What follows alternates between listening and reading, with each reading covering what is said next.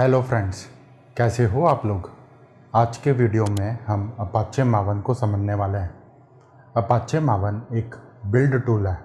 Software को, source code को compile करने के लिए, बंडल करने के लिए, पैकेज करने के लिए बिल्ड टूल को यूज़ करते हैं। किसी भी जावा प्रोजेक्ट पे काम करने से पहले बिल्ड टूल को समझना बहुत इंपॉर्टेंट है। मेरा नाम है रितेश सांगवान, आप देख रहे हैं कोडिंग दुनिया। अपाचे मावन की कहानी को समझने के लिए पूरे वीडियो को मैंने अलग अलग सेक्शंस में ब्रेक कर रखा है। यहाँ पे आपको लिस्ट दिख रही है। इन सब को हम वन बाय वन करके समझेंगे। हम एकदम ज़ीरो से स्टार्ट करेंगे और धीरे धीरे बिल्डअप करेंगे। आपको यहाँ पे टाइम स्टैम्प्स भी दिख रहे हैं।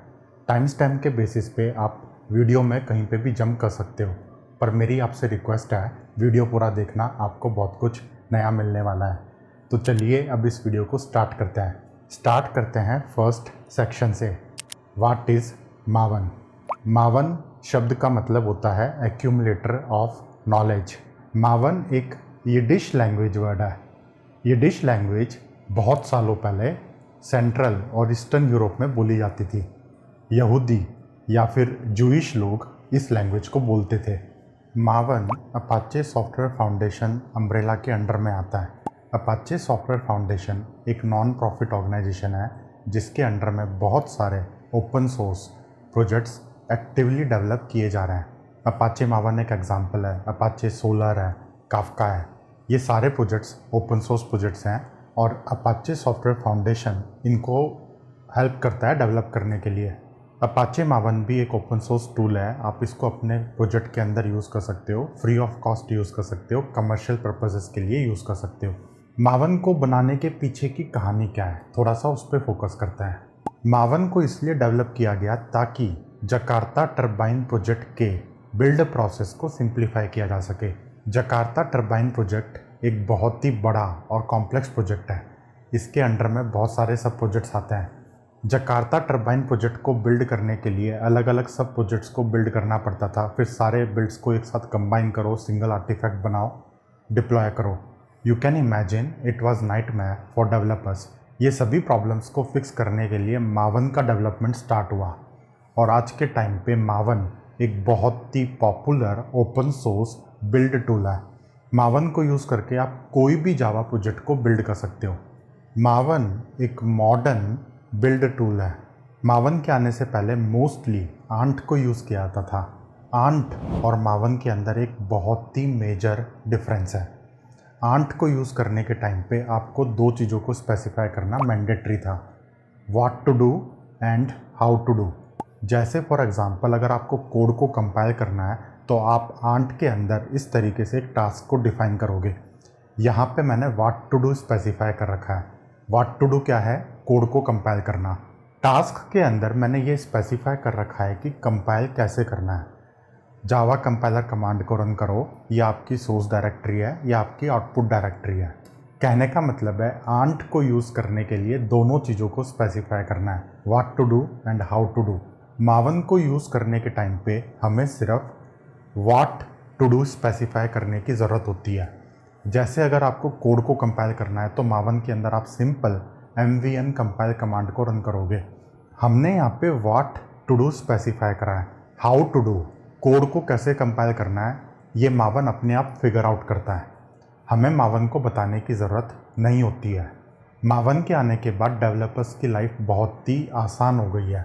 मावन at its heart is a plugin execution framework. कहने का मतलब है सॉफ्टवेयर को बिल्ड करने के लिए जो भी काम करना होता है सारा का सारा काम प्लगइन्स करके देती है। मावन इज़ लाइक ए मैनेजर। मावन बिल्ड कॉन्फ़िगरेशन को रीड करता है। बिल्ड कॉन्फ़िगरेशन को रीड करने के बाद मावन को पता चलता है कौन कौन सी प्लगइन्स को एग्जीक्यूट करना है, किस सीक्वेंस में एग्जीक्यूट करना है। मावन प्लगइन्स के थ्रू काम निकालता है और हमें फाइनली आउटपुट मिलता है, बिल्ड आउटपुट मिलता है। बिल्ड कॉन्फ़िगरेशन को हम pom.xml फाइल के अंदर स्पेसिफाई करते हैं। अभी आने वाले सेक्शंस में pom.xml फाइल को हम डिटेल में एक्सप्लोर करेंगे। अब हम आगे बढ़ते हैं और हम मावन को इंस्टॉल करते हैं। मावन को इंस्टॉल करने के लिए आपके सिस्टम पे JDK या फिर जावा डेवलपमेंट किट का इंस्टॉल्ड होना ज़रूरी है। अब आपको कैसे पता चलेगा कि आपके सिस्टम पे JDK इंस्टॉल्ड है या नहीं है? तो उसका एक सिंपल सा तरीका है, आप टर्मिनल को ओपन करो, टर्मिनल को ओपन करने के बाद Java space hyphen version command को रन करो। कमांड को रन करने के बाद आपको कुछ इस टाइप का आउटपुट मिलना चाहिए। अगर आपको इस टाइप का आउटपुट मिल रहा है तो आपके सिस्टम पे जावा इंस्टॉल्ड है, सब कुछ बिल्कुल सही है। अगर आपको इस टाइप का आउटपुट नहीं मिल रहा है और अगर आपको कुछ एरर मिल रही है जैसे कि कमांड नॉट फाउंड, तो इसके दो रीजंस हो सकते हैं। या तो आपके सिस्टम पे जेडीके इंस्टॉल्ड नहीं है या फिर जावा की बाइनरीज को आपने क्लास पाथ में ऐड नहीं कर रखा है। जेडीके को कैसे इंस्टॉल करना है, कैसे पाथ वेरिएबल को सेट करना है, इसके ऊपर मैंने एक डिटेल्ड वीडियो बना रखा है। लिंक ऊपर कहीं या नीचे डिस्क्रिप्शन बॉक्स में है। आगे बढ़ने से पहले आप अपने सिस्टम पे जेडीके को इंस्टॉल कर लो। जेडीके को इंस्टॉल करने के बाद आपको java_home इन्वायरमेंट वेरिएबल को सेट करना है। अगर मैं अपने सिस्टम पे आपको दिखाऊं तो यहाँ पे मैं echo स्पेस $java_home ये कमांड को रन करता हूँ। echo एक कमांड है, इसके आगे मैंने एक वेरिएबल का नाम दे रखा है java_home। कमांड को रन करने के बाद इस टाइप का आउटपुट मिलेगा। java_home जेडीके के होम डायरेक्टरी को पॉइंट करता है। इतना करने के बाद हम मावन को इंस्टॉल करने के लिए तैयार हैं। तो मावन को इंस्टॉल करने के लिए सबसे पहले हमें मावन को डाउनलोड करना पड़ेगा। डाउनलोड करने के लिए आप क्रोम को ओपन करो। क्रोम को ओपन करने के बाद यहाँ पे सर्च करो अपाचे मावन। आपको यहाँ पे सर्च रिजल्ट्स दिख रहे हैं। यहाँ पे ये जो सबसे पहला लिंक है अपाचे वेबसाइट का लिंक है, लिंक पे क्लिक करो, मावन का होम पेज ओपन हो जाएगा। यहाँ पे हमें एक इंस्टॉलेशन का सेक्शन दिख रहा है, इसको क्लिक करो। यहाँ पे इंस्टॉलेशन स्टेप्स आपको दिख रहा है। अभी मैं आपको जो स्टेप्स बताने वाला हूँ वो सभी ऑपरेटिंग सिस्टम के लिए कॉमन है। तो सबसे पहले हमें मावन की बाइनरीज को डाउनलोड करना है। मावन की बाइनरीज को डाउनलोड करने के लिए यहाँ पे ये लिंक है, इस पर क्लिक करो, डाउनलोड्स का पेज ओपन हो जाएगा। यहाँ पे हमें लेटेस्ट वर्जन को डाउनलोड करना है। लेटेस्ट वर्जन कौन सा है? 3.9.9। जिप फाइल को डाउनलोड करो। फाइल यहाँ पे डाउनलोड हो रही है। जिप फाइल को डाउनलोड करने के बाद हमें कुछ स्टेप्स को फॉलो करना है। क्या क्या करना है उसको देखते हैं। मैंने अगेन वापस अपना टर्मिनल ओपन कर लिया है। टर्मिनल को ओपन करने के बाद सबसे पहले हमें जिप फाइल को अनजिप करना है। मैं यहाँ पे एक नई डायरेक्टरी बनाता हूँ, mkdir मावन। इस डायरेक्टरी के अंदर मैं अपनी जिप फाइल को कॉपी करता हूँ। cp कॉपी कमांड को यूज़ करके मैंने जिप फाइल को कॉपी कर दिया। इसके बाद मैं अपनी डायरेक्टरी के अंदर cd करता हूँ, cd मावन। इसके बाद मैं अपनी जिप फाइल को अनजिप करता हूँ, अनजिप। उसके बाद फाइल का पाथ, यहाँ पे जिप फाइल अनजिप हो चुकी है। क्या क्या फाइल्स हमें यहाँ पे मिली है देखने के लिए ls-l कमांड को रन करो। यहाँ पे हमारे पास इतनी सारी फाइल्स हैं, एक जिप फाइल है और एक यहाँ पे एक फोल्डर है। जिप फाइल का हमारे को भी कोई काम नहीं है तो हम उसको डिलीट कर देते हैं। rm कमांड से मैंने यहाँ पे मावन की जिप फाइल को डिलीट कर दिया। इसके बाद ये जो डायरेक्टरी है इसके अंदर मैं cd करता हूँ, cd दिस डायरेक्टरी। वापस से मैं यहाँ पे ls-l कमांड को रन करता हूँ तो हमें यहाँ पे इतने सारी फाइल्स और फोल्डर्स दिख रहे हैं। ये अपाचे मावन की बाइनरीज है। यहाँ पे आपको रीडमी फाइल भी मिलेगी, यहाँ पे आपको बिन डायरेक्टरी मिलेगी, उसके अलावा कुछ और फाइल्स भी हैं यहाँ पे। मावन को इंस्टॉल करने के लिए हमें बिन डायरेक्टरी को अपने पाथ के अंदर ऐड करना होता है। बिन डायरेक्टरी को पाथ के अंदर ऐड करने के लिए बहुत ही सिंपल प्रोसेस है। सबसे पहले मैं इस डायरेक्टरी का पाथ कॉपी करता हूँ, cd bin। इसके बाद मैं pwd कमांड को रन करता हूँ। यहाँ पे मुझे पूरा डायरेक्टरी का पाथ दिख रहा है, इसको मैं कॉपी कर लेता हूँ। इसके बाद मैं पाथ वेरिएबल को एक्सपोर्ट करता हूँ। Export path is equal to जो पाथ मैंने कॉपी किया है वो $path। तो कहने का मतलब क्या है, अभी इतना कमांड रन करने के बाद क्या होगा? पाथ वेरिएबल को मुझे सेट करना है। पाथ इज इक्वल टू जो भी मैंने पाथ कॉपी करा है, बिन डायरेक्टरी का पाथ कॉपी करा है वो $path। पाथ वेरिएबल की जो पुरानी वैल्यू है उसके साथ ये नई वैल्यू को कंबाइन कर दो और उसको सेट कर दो। ठीक है, कमांड को रन करा मैंने, पाथ वेरिएबल मेरा यहाँ पे सेट हो गया है। इतना करने के बाद मावन सक्सेसफुली इंस्टॉल हो चुका है। चेक करते हैं हम लोग। चेक करने के लिए आप mvn -v कमांड को रन करो। कमांड को रन करने के बाद आपको इस टाइप का आउटपुट दिखना चाहिए। हमें यहाँ पे मावन का वर्जन प्रिंट हो रहा है, जावा का वर्जन प्रिंट हो रहा है, एक्सेट्रा एक्सेट्रा कुछ डिटेल्स प्रिंट हो रही है। अगर आपको ये आउटपुट मिल रहा है तो आपका मावन सक्सेसफुली इंस्टॉल हो चुका है। अगर आपको इसके अलावा कुछ और आउटपुट मिल रहा है, कमांड नॉट फाउंड, तो आपका मावन इंस्टॉल नहीं हुआ है, पाथ वेरिएबल को आपने सही से सेट नहीं किया है। अभी एक और पॉइंट है दोस्तों, यहाँ पे मैं जो पाथ वेरिएबल को सेट कर रहा हूँ ये वाला तरीका यूनिक्स लाइक ऑपरेटिंग सिस्टम पे चलता है। जैसे कि मैक है मेरे पास, मैक के अंदर आप इस तरीके से कमांड्स को रन कर सकते हो। लिनक्स के अंदर भी ये वाला तरीका काम करेगा। विंडोज़ के अंदर पाथ वेरिएबल को सेट करने के लिए कुछ अलग तरीका होता है। गूगल पे बहुत सारे रिसोर्सेज हैं इसके रिलेटेड, आप गूगल से चेक कर सकते हो कि विंडोज़ के अंदर किस तरीके से पाथ वेरिएबल को सेट करना है। अगर आप कोडिंग को लेकर सीरियस हो तो मैं आपको रिकमेंड करूँगा, विंडोज़ को तो आप भूल ही जाओ, आप लिनक्स पे स्विच हो जाओ। लिनक्स एक फ्री ऑपरेटिंग सिस्टम है, फ्री में डाउनलोड करो, फ्री में इंस्टॉल करो, फ्री में यूज़ करो। डेवलपर्स के लिए बहुत ही यूज़फुल है लिनक्स कंपेयर टू विंडोज़। 10-15 साल हो गए हैं जब से मैंने कोडिंग स्टार्ट करी है, तब से मैंने विंडोज़ को यूज़ भी नहीं करा है। इसका मतलब ये नहीं है कि विंडोज़ ख़राब है। एंड यूज़र्स के लिए विंडोज़ अच्छा है, बट हम डेवलपर्स हैं, हमारे लिए लिनक्स या फिर मैक, ये दोनों ऑपरेटिंग सिस्टम काम आता है। अब यहाँ पे एक और पॉइंट है दोस्तों, अभी हमने मावन को इंस्टॉल कर लिया है।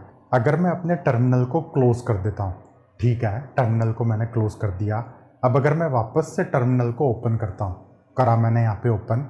अब अगर मैं वापस से mvn-v कमांड को रन करता हूँ तो मुझे यहाँ पे एरर मिल रही है। एरर इसलिए मिल रही है क्योंकि जो हमने पाथ वेरिएबल सेट करा था वो परमानेंट नहीं था, टेम्परेरी था। वो जिस शेल के अंदर हमने पाथ वेरिएबल सेट करा था वो उसी शेल के लिए वैलिड था।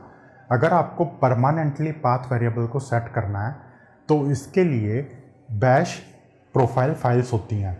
जो भी यूज़र की होम डायरेक्टरी होती है, यूज़र की होम डायरेक्टरी के अंदर शेल के हिसाब से एक फ़ाइल होती है, जैसे कि .bash_profile। अगर आप लिनक्स के अंदर हो bash rc होती है।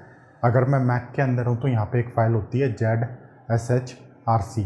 इस फाइल के अंदर हम कोई भी कमांड को रख सकते हैं। जब भी हम अपने टर्मिनल को ओपन करते हैं तो वो सारी कमांड्स को एग्जीक्यूट किया जाता है। तो एक बार मैं इस फाइल को ओपन कर लेता हूँ। मैंने यहाँ पे vi_tilde ये कैरेक्टर है, ये हमारे होम डायरेक्टरी को पॉइंट करता है। इसके बाद स्लैश डॉट लगा के मेरी स्क्रिप्ट zshrc, ये एक प्रोफाइल फाइल है, शेल के लिए है। जब भी कोई टर्मिनल ओपन होता है तो इस फाइल के अंदर जो भी कमांड्स होती हैं उसको एग्जीक्यूट किया जाता है। लिनक्स के अंदर भी ये वैलिड है, मैक के अंदर भी ये वैलिड है। इस फाइल को ओपन करने के बाद यहाँ पे मुझे पाथ वेरिएबल सेट करना है। तो मैं क्या करता हूँ, export path is equal to जो भी मेरा डायरेक्टरी का पाथ है जहाँ पे मावन की बाइनरीज हैं, $path, दैट्स इट। इस फाइल को मैं यहाँ पे सेव कर देता हूँ। फाइल को सेव करने के बाद वापस से मैं mvn-v कमांड को रन करता हूँ। हमें यहाँ पे अगेन फिर से एरर दिख रही है। ठीक है, अभी 2 मिनट होल्ड करो। अब मैं वापस से टर्मिनल को क्लोज करता हूँ। ओके, अब मैं वापस से टर्मिनल को ओपन करता हूँ। ठीक है, टर्मिनल ओपन करा मैंने। अब जैसे ही मैं टर्मिनल को ओपन करूँगा वो फाइल के अंदर जो भी कमांड्स लिखी हुई हैं सारी की सारी कमांड्स को एग्जीक्यूट किया जाएगा। तो पाथ वेरिएबल मेरा यहाँ पे सेट हो चुका होगा। अगर मैं वापस से mvn-v कमांड को रन करता हूँ तो यहाँ पे मुझे करेक्ट आउटपुट मिल रहा है। ओके, मावन को इंस्टॉल करने के और भी तरीके होते हैं। अभी मैंने आपको जो भी तरीका बताया है ये सभी ऑपरेटिंग सिस्टम के लिए कॉमन है। बट अगर हम मावन के इंस्टॉलेशन पेज को ओपन करते हैं तो यहाँ पे आप पैकेज मैनेजर को भी यूज़ कर सकते हो इंस्टॉल करने के लिए। अगर आप मैक पे हो तो आप ब्रू को यूज़ कर सकते हो, SDKman को यूज़ कर सकते हो, मैक पोर्ट्स को यूज़ कर सकते हो इंस्टॉल करने के लिए। वहाँ पे पाथ वेरिएबल को अपने आप ही सेट कर दिया जाएगा, कोई हेडेक नहीं है हम लोगों के लिए। अगर आप लिनक्स में हो तो आप apt या फिर yum ये दोनों पैकेज मैनेजर्स को यूज़ कर सकते हो, डिपेंडिंग ऑन कि आपके पास लिनक्स का कौन सा फ्लेवर है। विंडोज़ के अंदर आप चॉकलेटी या फिर स्कूप, इन दोनों में से किसी एक को यूज़ कर सकते हो। कैसे इंस्टॉल करना है उसके डिटेल्ड स्टेप आपको यहाँ पे पेज पे दिख जाएंगे। एक काम करूँगा, इसका लिंक मैं नीचे डिस्क्रिप्शन बॉक्स में डाल दूँगा। अगर आपको इंस्टॉल करने में कोई भी दिक्कत आती है तो आप नीचे कमेंट सेक्शन में पोस्ट करना। अब हम आगे बढ़ते हैं और ये समझते हैं मावन काम कैसे करता है। सबसे पहले आप एक चीज़ को रट लो। मतलब अगर आप कोई भी सॉफ्टवेयर डेवलप करते हो तो आप सॉफ्टवेयर के रिलेटेड सारे के सारे रिसोर्सेज को एक फ़ोल्डर के अंदर रखते हो। अगर आपके पास जावा क्लासेस हैं तो उनको भी आप एक फ़ोल्डर के अंदर स्टोर करोगे। कोई भी रिसोर्सेज हैं जैसे कि properties file, YML file, JSON file, everything related to a project is inside a folder. इस फोल्डर को हम रूट डायरेक्टरी के नाम से जानते हैं। इसको टेक्निकली प्रोजेक्ट रूट बोलते हैं। मावन को यूज़ करने के लिए हमारे प्रोजेक्ट रूट के अंदर एक बिल्ड कॉन्फ़िगरेशन फाइल होती है। इस फाइल को pom.xml बोलते हैं। तो आपके पास एक pom.xml फाइल होती है, उसके अलावा आपके पास प्रॉपर्टीज़ फाइल हैं, जावा की क्लासेस हैं। अभी थोड़ी देर पहले हमने देखा था कि mvn ये एक कमांड होती है। तो प्रोजेक्ट को बिल्ड करने के लिए हम mvn कमांड को रन करते हैं। इसके आगे हम उसको ये बताते हैं कि हमें क्या टास्क रन करना है। अगर हमें कोड को कंपाइल करना है तो हम mvn कंपाइल कमांड को यूज़ करेंगे। अगर हमें कोड को पैकेज करना होता है तो हम mvn पैकेज कमांड को यूज़ करते हैं। मैं आपको इसका डेमो देता हूँ। अभी कुछ वीडियो पहले हम लोगों ने वेब एप्लीकेशन स्ट्रक्चर को देखा था। वेब एप्लीकेशन को किस तरीके से डेवलप करते हैं हम लोगों ने सीखा था। वहाँ पे मैंने आप लोगों के लिए एक fully functional spring boot application को डेवलप करके दिखाया था। तो हम क्या करते हैं, उस प्रोजेक्ट को ओपन करते हैं और प्रोजेक्ट को बिल्ड करने की कोशिश करते हैं मावन को यूज़ करके। तो यहाँ पे मैं अपना टर्मिनल ओपन करता हूँ। टर्मिनल ओपन करने के बाद मैं प्रोजेक्ट की डायरेक्टरी के अंदर cd करता हूँ। यहाँ पे ये जो डायरेक्टरी है ये मेरा प्रोजेक्ट रूट है। अगर मैं यहाँ पे ls-l कमांड को रन करूँगा तो आपको यहाँ पे बहुत सारी फाइल्स दिख रही हैं। यहाँ पे एक pom.xml फाइल है, इसके अलावा यहाँ पे एक readme फाइल है, इसके अलावा यहाँ पे एक src डायरेक्टरी है जिसके अंदर सारा का सारा सोर्स कोड होता है। तो हमें इस प्रोजेक्ट को बिल्ड करना है। तो बिल्ड करने के लिए सिंपल mvn स्पेस क्लीन, पहले जो बिल्ड हो रखा है उसको क्लीन करो, इसलिए मैंने यहाँ पे क्लीन टास्क को स्पेसिफाई किया है। इसके बाद स्पेस पैकेज, क्लीन करने के बाद अभी जो कोड है उसको आप पैकेज करो। कमांड को रन करता हूँ मैं। कमांड को रन करने के बाद यहाँ पे कुछ टाइम लग रहा है, मावन अपना काम कर रहा है। काम करने के बाद यहाँ पे हमें बिल्ड सक्सेस आउटपुट मिला है। प्रोजेक्ट को बिल्ड करने के बाद बिल्ड आउटपुट टारगेट डायरेक्टरी के अंदर स्टोर होता है। यहाँ पे मैं वापस से ls-l कमांड को रन करता हूँ तो यहाँ पे आपको एक टारगेट डायरेक्टरी दिख रही है। जावा की जो भी जावा फाइल्स हैं वो कंपाइल होकर .class फाइल बनेगी। आपको यहाँ पे एक जार मिलती है। तो ये जो भी बिल्ड आउटपुट है ये टारगेट डायरेक्टरी के अंदर है। मैं cd टारगेट करता हूँ। इसके बाद मैं वापस से ls-l कमांड को रन करता हूँ। आपको यहाँ पे ये आउटपुट दिख रहा है। हमें यहाँ पे एक जार मिली हुई है। पूरे के पूरे कोड को कंपाइल करके बंडल करके हमें एक सिंगल जार मिलती है। इस जार को हम डायरेक्टली रन कर सकते हैं। जार को रन करने के लिए मैं यहाँ पे Java space -d spring profiles active is equal to local space -jar का पाथ। यहाँ पे आपको एक एडिशनल चीज़ देखने को मिल रही है। मैंने यहाँ पे एक स्प्रिंग एक्टिव प्रोफाइल्स को स्पेसिफाई कर रखा है लोकल। ये जो कंसेप्ट है ये मावन के रिलेटेड नहीं है, ये स्प्रिंग के रिलेटेड है। अभी आप इसको इग्नोर करो। अगर हम इसको छोड़ देते हैं तो बाकी सिंपल मैंने जावा कमांड को यूज़ करके जार फाइल को रन करा है। एंटर मारता हूँ मैं। एंटर मारने के बाद हमारी जार फाइल के अंदर एक मेन क्लास है। मेन क्लास के अंदर मेन मेथड है। तो JVM हमारे मेन मेथड को रन करता है। मेन मेथड को रन करने के बाद हमारा प्रोजेक्ट यहाँ पे रन हो चुका है। यहाँ पे स्प्रिंग फ्रेमवर्क को यूज़ करके REST APIs को डेवलप किया गया था। तो यहाँ पे एक HTTP सर्वर स्टार्ट हुआ है। आपको यहाँ पे पोर्ट नंबर दिख रहा है 8080। अब हम कोई भी क्लाइंट यूज़ करके अपने सर्वर को एक REST API कॉल सेंड कर सकते हैं। तो मावन इस तरीके से काम करता है। मैं उम्मीद करता हूँ आपको क्लैरिटी मिली होगी। यहाँ पे एक ही इम्पॉर्टेंट चीज़ होती है, मावन को यूज़ करने के लिए एक स्टैंडर्ड प्रोजेक्ट स्ट्रक्चर होता है, स्टैंडर्ड डायरेक्टरी स्ट्रक्चर होता है। सोर्स फाइल आपकी सोर्स फोल्डर के अंदर होते हैं, pom.xml फाइल होती है। तो ये स्टैंडर्ड डायरेक्टरी स्ट्रक्चर क्या होता है एक बार हम उसको डिटेल में समझ लेते हैं। सबसे पहले एकदम रूट लेवल पे आपका होता है प्रोजेक्ट रूट। इसके अंदर आपके पास एक pom.xml फाइल होती है। pom.xml फाइल बिल्ड कॉन्फ़िगरेशन को स्पेसिफाई करती है।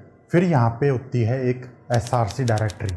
src डायरेक्टरी के अंदर आपका सोर्स कोड होता है। src के अंदर एक फोल्डर है मेन, उसके अंदर एक फोल्डर है जावा। जावा के अंदर आपकी जावा क्लासेस होंगी। जावा का कोड जो भी आपको लिखना है वो जावा फोल्डर के अंदर है। src के अंदर एक और फोल्डर होता है टेस्ट। टेस्ट के अंदर एक और फोल्डर होता है जावा। तो जो भी आपका यूनिट टेस्ट होते हैं, यूनिट टेस्ट का सारा कोड इस फोल्डर के अंदर होता है। सोर्स मेन जावा, उसके अंदर आपकी मेन जावा की क्लासेस हैं। src टेस्ट जावा, उसके अंदर आपके यूनिट टेस्ट है। फिर यहाँ पे एक और फोल्डर है src main resources. Resources folder के अंदर आपका रिसोर्सेस स्टोर होता है। रिसोर्सेस जैसे कि कोई प्रॉपर्टीज़ फाइल है, YML फाइल है, जेसन फाइल है, कोई आपने डमी डाटा बना रखा है, कोई आपको की स्टोर करनी है, अगर आपको RSA की स्टोर करनी है, एक्सेट्रा एक्सेट्रा, पब्लिक की स्टोर करनी है, तो रिसोर्सेस फोल्डर के अंदर आप स्टोर करते हो। इसी तरीके से यहाँ पे टेस्ट रिसोर्सेज भी होता है। टेस्ट रिसोर्सेज आप टेक्स्ट डायरेक्टरी के अंदर रिसोर्सेज फोल्डर के अंदर स्टोर करोगे। यूनिट टेस्ट के रिलेटेड जो भी रिसोर्सेज हैं वो इस फोल्डर के अंदर स्टोर होते हैं। प्रोजेक्ट को रन करने के लिए मेन प्रोडक्शन रिसोर्सेज जो भी हैं उसको आप ऊपर वाले फोल्डर के अंदर स्टोर करोगे। अभी ये जो मैंने आपको स्ट्रक्चर बताया है इतना मैंडेटरी है। इसके अलावा आप अपने प्रोजेक्ट के अंदर रीडमी फाइल को बना सकते हो। तो यहाँ पे एक readme.md फाइल आ जाएगी। लाइसेंस के लिए license.txt है, नोटिस के लिए notice.txt है। ये सारी की सारी फाइल्स ऑप्शनल है, it depends on your use case. अगर आप बंदे को डॉक्यूमेंटेशन प्रोवाइड करना चाहते हो तो यहाँ पे एक डॉक्स फोल्डर भी बना सकते हो आप, ठीक है। ये आपका होता है मेन प्रोजेक्ट की फाइल्स। मावन प्रोजेक्ट को बंडल करने के बाद, कोड को कंपाइल करने के बाद बिल्ड आउटपुट को टारगेट डायरेक्टरी के अंदर स्टोर करता है। तो यहाँ पे टारगेट डायरेक्टरी हम लोग बनाते नहीं है, मावन अपने आप बनाता है। टारगेट डायरेक्टरी को हम कभी भी वर्जन कंट्रोल के अंदर चेक इन नहीं करता है। आपको गिट के अंदर उन्हीं सारी चीज़ों को चेक इन करना है जो कोड को बिल्ड करने के लिए मैंडेटरी है। बिल्ड आउटपुट को आप कभी भी चेक इन नहीं करते। इसके अलावा जो भी प्राइवेट कीज़ होती हैं, RSA प्राइवेट कीज़ होती हैं, जो भी आपका प्राइवेट डाटा होता है उसको भी आप कभी चेक इन नहीं करते। डायरेक्टरी स्ट्रक्चर को समझने के बाद हम लोग एकदम ज़ीरो से स्टार्ट करते हैं और एक एम्प्टी मावन प्रोजेक्ट को बना के देखते हैं। वीडियो के एंड तक आप मावन के रिलेटेड सारे कंसेप्ट्स को समझ जाओगे और आपके पास एक fully functional spring boot application होगी। हम लोग यहाँ पे स्प्रिंग बूट को यूज़ करेंगे। हम स्प्रिंग के कंसेप्ट्स को नहीं सीखेंगे, लेकिन स्प्रिंग प्रोजेक्ट को बंडल कैसे करना है, बिल्ड कैसे करना है, उसके बारे में सारी चीज़ों को समझ लेंगे। तो अभी हम लोग ज़ीरो पे हैं। तो सबसे पहले हम क्या करते हैं, अपने डायरेक्टरी स्ट्रक्चर को बनाते हैं। तो यहाँ पे मैं अपना टर्मिनल ओपन करता हूँ। टर्मिनल ओपन करने के बाद मैं अपने वर्क स्पेस के अंदर CD करता हूँ। इसके बाद मैं यहाँ पे एक नया प्रोजेक्ट रूट बनाता हूँ, जावा 42 MKDIR जावा 42, ये मेरा प्रोजेक्ट रूट है। इसके अंदर मैं CD करता हूँ। इसके बाद मैं अपने डायरेक्टरी स्ट्रक्चर को बनाता हूँ, MKDIR source main Java source main resources source test Java source test resources. इसके बाद हम एक pom.xml फाइल बनाते हैं, टच pom.xml। इसके बाद मैं अपनी एक रीडमी फाइल बनाता हूँ, टच readme.md, ठीक है। तो ये एक एम्प्टी प्रोजेक्ट यहाँ पे बन के तैयार हो चुका है। अब हम इस प्रोजेक्ट को अपने IDE के अंदर ओपन कर सकते हैं। तो मैं यहाँ पे अपनी IDE ओपन कर लेता हूँ। IDE ओपन करने के बाद मैं इस प्रोजेक्ट को ओपन करता हूँ, ठीक है। इंपोर्ट करता हूँ, मतलब इंपोर्ट पे क्लिक करा मैंने। इंपोर्ट पे क्लिक करने के बाद अपनी डायरेक्टरी को चूज़ करा, जावा 42 वाली डायरेक्टरी को चूज़ करा। यहाँ पे मेरा प्रोजेक्ट ओपन हो गया है। अभी यहाँ पे सब कुछ खाली है, ना तो pom.xml फाइल है, ना रीडमी फाइल है, ना कुछ है, ना कोई जावा की क्लास है। कोई दिक्कत नहीं है दोस्तों, आप वीडियो को पूरा देखना। ये प्रोजेक्ट को हम कंप्लीट करेंगे।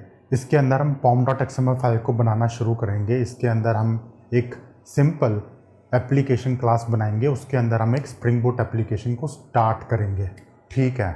यहाँ तक की कहानी ओके है। अब स्टैंडर्ड डायरेक्टरी स्ट्रक्चर के रिलेटेड कुछ इंपॉर्टेंट पॉइंट्स हैं, हम वो पॉइंट्स को डिस्कस करते हैं। नंबर 1, अभी मैंने आपको ये जो डायरेक्टरी स्ट्रक्चर बताया है ये एक स्टैंडर्ड डायरेक्टरी स्ट्रक्चर है। ज़रूरी नहीं है आप इसको फॉलो करो, आप इसके अंदर अपने हिसाब से चेंजेस कर सकते हो। अगर आपको सोर्स फाइल को किसी और फोल्डर के अंदर रखना है, ABC और फोल्डर के अंदर रखना है, तो आप ये कर सकते हो। आप pom.xml फाइल के अंदर कॉन्फ़िगर करके ये बता सकते हो कि सोर्स फाइल्स कौन कौन सी है, टारगेट डायरेक्टरी कौन सी होनी चाहिए, रिसोर्सेज किस फाइल के अंडर में है। But that is not recommended. हमेशा यही रिकमेंड किया जाता है कि आप ये स्टैंडर्ड स्ट्रक्चर को फॉलो करो। आज तक 10 सालों में मैंने जहाँ पे भी काम करा है, किसी भी मावन प्रोजेक्ट पे अगर मैंने काम करा है, तो सभी के सभी प्रोजेक्ट्स ये स्टैंडर्ड स्ट्रक्चर को फॉलो करते हैं, ठीक है। नंबर 1 तो ये। नंबर 2, यहाँ पे ये जो फोल्डर्स हैं ये मोस्टली यहाँ पे यूज़ होते हैं। अगर इसके अलावा आपको कुछ और स्टोर करना है तो मावन के अंदर वो प्रोविजंस हैं। अगर आपको इंटीग्रेशन टेस्ट लिखने हैं तो आप यहाँ पे SRC के अंदर IT फोल्डर के अंदर इंटीग्रेशन टेस्ट लिखोगे। असेंबली के लिए यहाँ पे एक असेंबली फोल्डर है। अगर आपके पास वेब ऐप है, जो पुराने ज़माने में सर्वलेट API को यूज़ करके वेब ऐप को डेवलप किया जाता था, उसका कोड आप वेब ऐप फोल्डर के अंदर रखोगे। जर्नली इन सब का यूज़ नहीं आता है, जो मोस्टली यूज़ में आते हैं वो मैंने आपको बता दिया। SRC main Java, SRC main resources, SRC test Java, test resources, pom.xml license file के लिए लाइसेंस है, रीडमी फाइल है। प्रोजेक्ट का डॉक्यूमेंटेशन को आप डॉक्स फोल्डर के अंदर रखोगे। आपको यहाँ पे एक साइट फोल्डर भी दिख रहा है। अगर आपकी प्रोजेक्ट की कोई एक वेबसाइट है तो वेबसाइट के related HTML file, CSS file को आप साइट फोल्डर के अंदर रखोगे। ओके, अब हम आगे बढ़ते हैं और सबसे इम्पॉर्टेंट पॉइंट को डिस्कस करते हैं।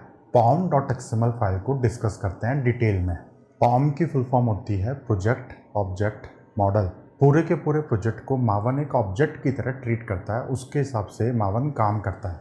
मावन के अंदर pom एक फंडामेंटल यूनिट ऑफ वर्क है। मावन को आप pom दो, वो pom के हिसाब से आपके प्रोजेक्ट को बिल्ड करेगा। अगर आपके प्रोजेक्ट के अंदर pom.xml फाइल है मतलब कि एक मावन प्रोजेक्ट है। अगर आपके प्रोजेक्ट में pom.xml फाइल नहीं है तो ये एक मावन प्रोजेक्ट नहीं है। जैसे कि आपको पता है pom एक XML फाइल होती है।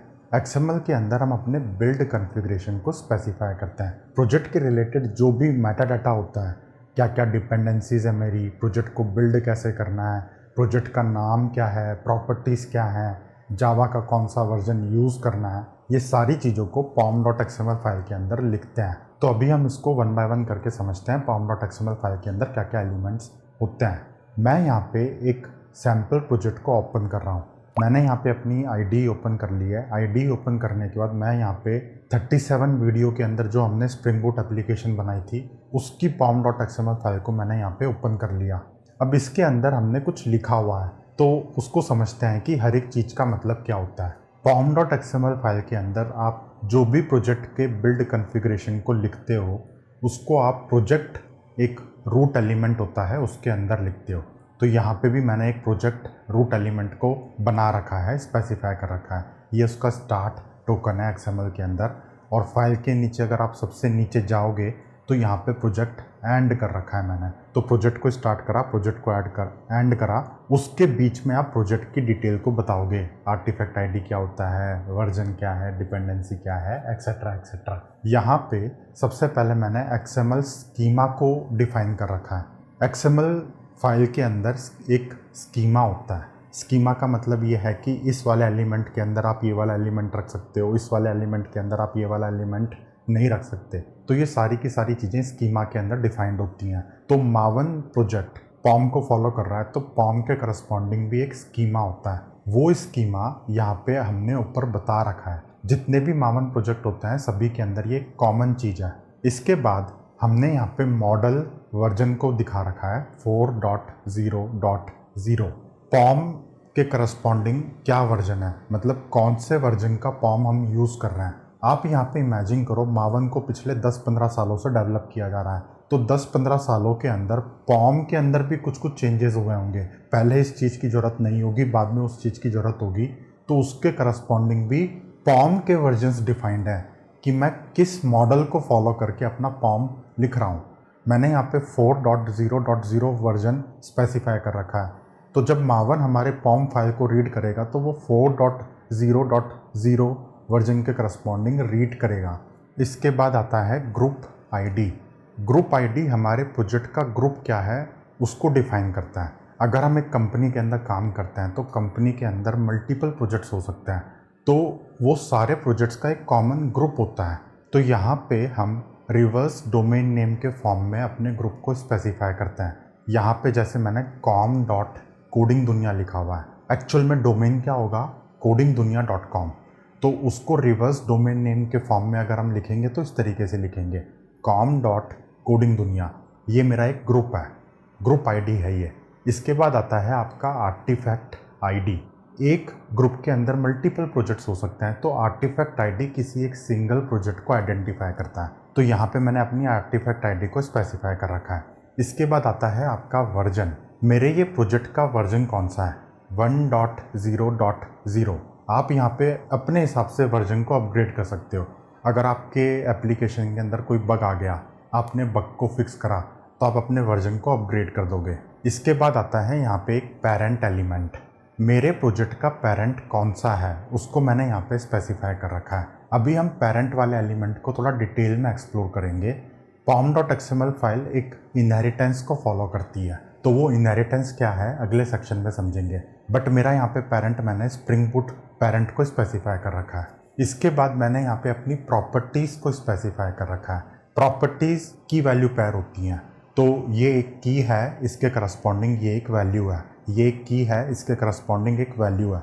हम अपने प्रॉपर्टीज़ को अपने फॉर्म में नीचे कहीं पे यूज़ कर सकते हैं।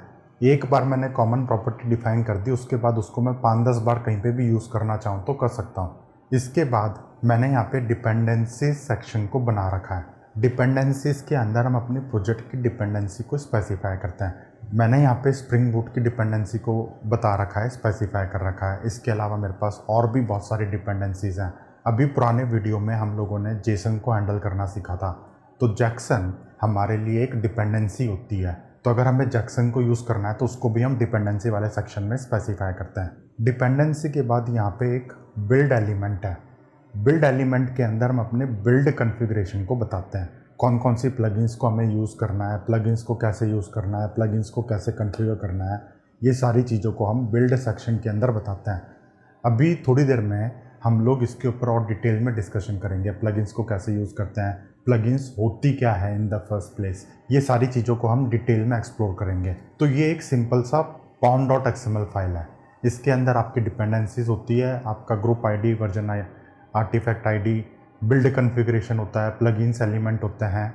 नेक्स्ट हमने जो एक एम्प्टी मावन प्रोजेक्ट को बनाया था उसको कंप्लीट करते हैं, तो उसको मैं अपने आईडी के अंदर ओपन कर लेता हूँ। आईडी मैंने यहाँ पे ओपन कर लिया है। यहाँ पे आपको कुछ भी नहीं दिख रहा है, तो सबसे पहले हम pom.xml फाइल को ओपन करते हैं। फाइल पूरी की पूरी एम्प्टी है, तो इसके अंदर डिटेल्स को फिल करना स्टार्ट करते हैं।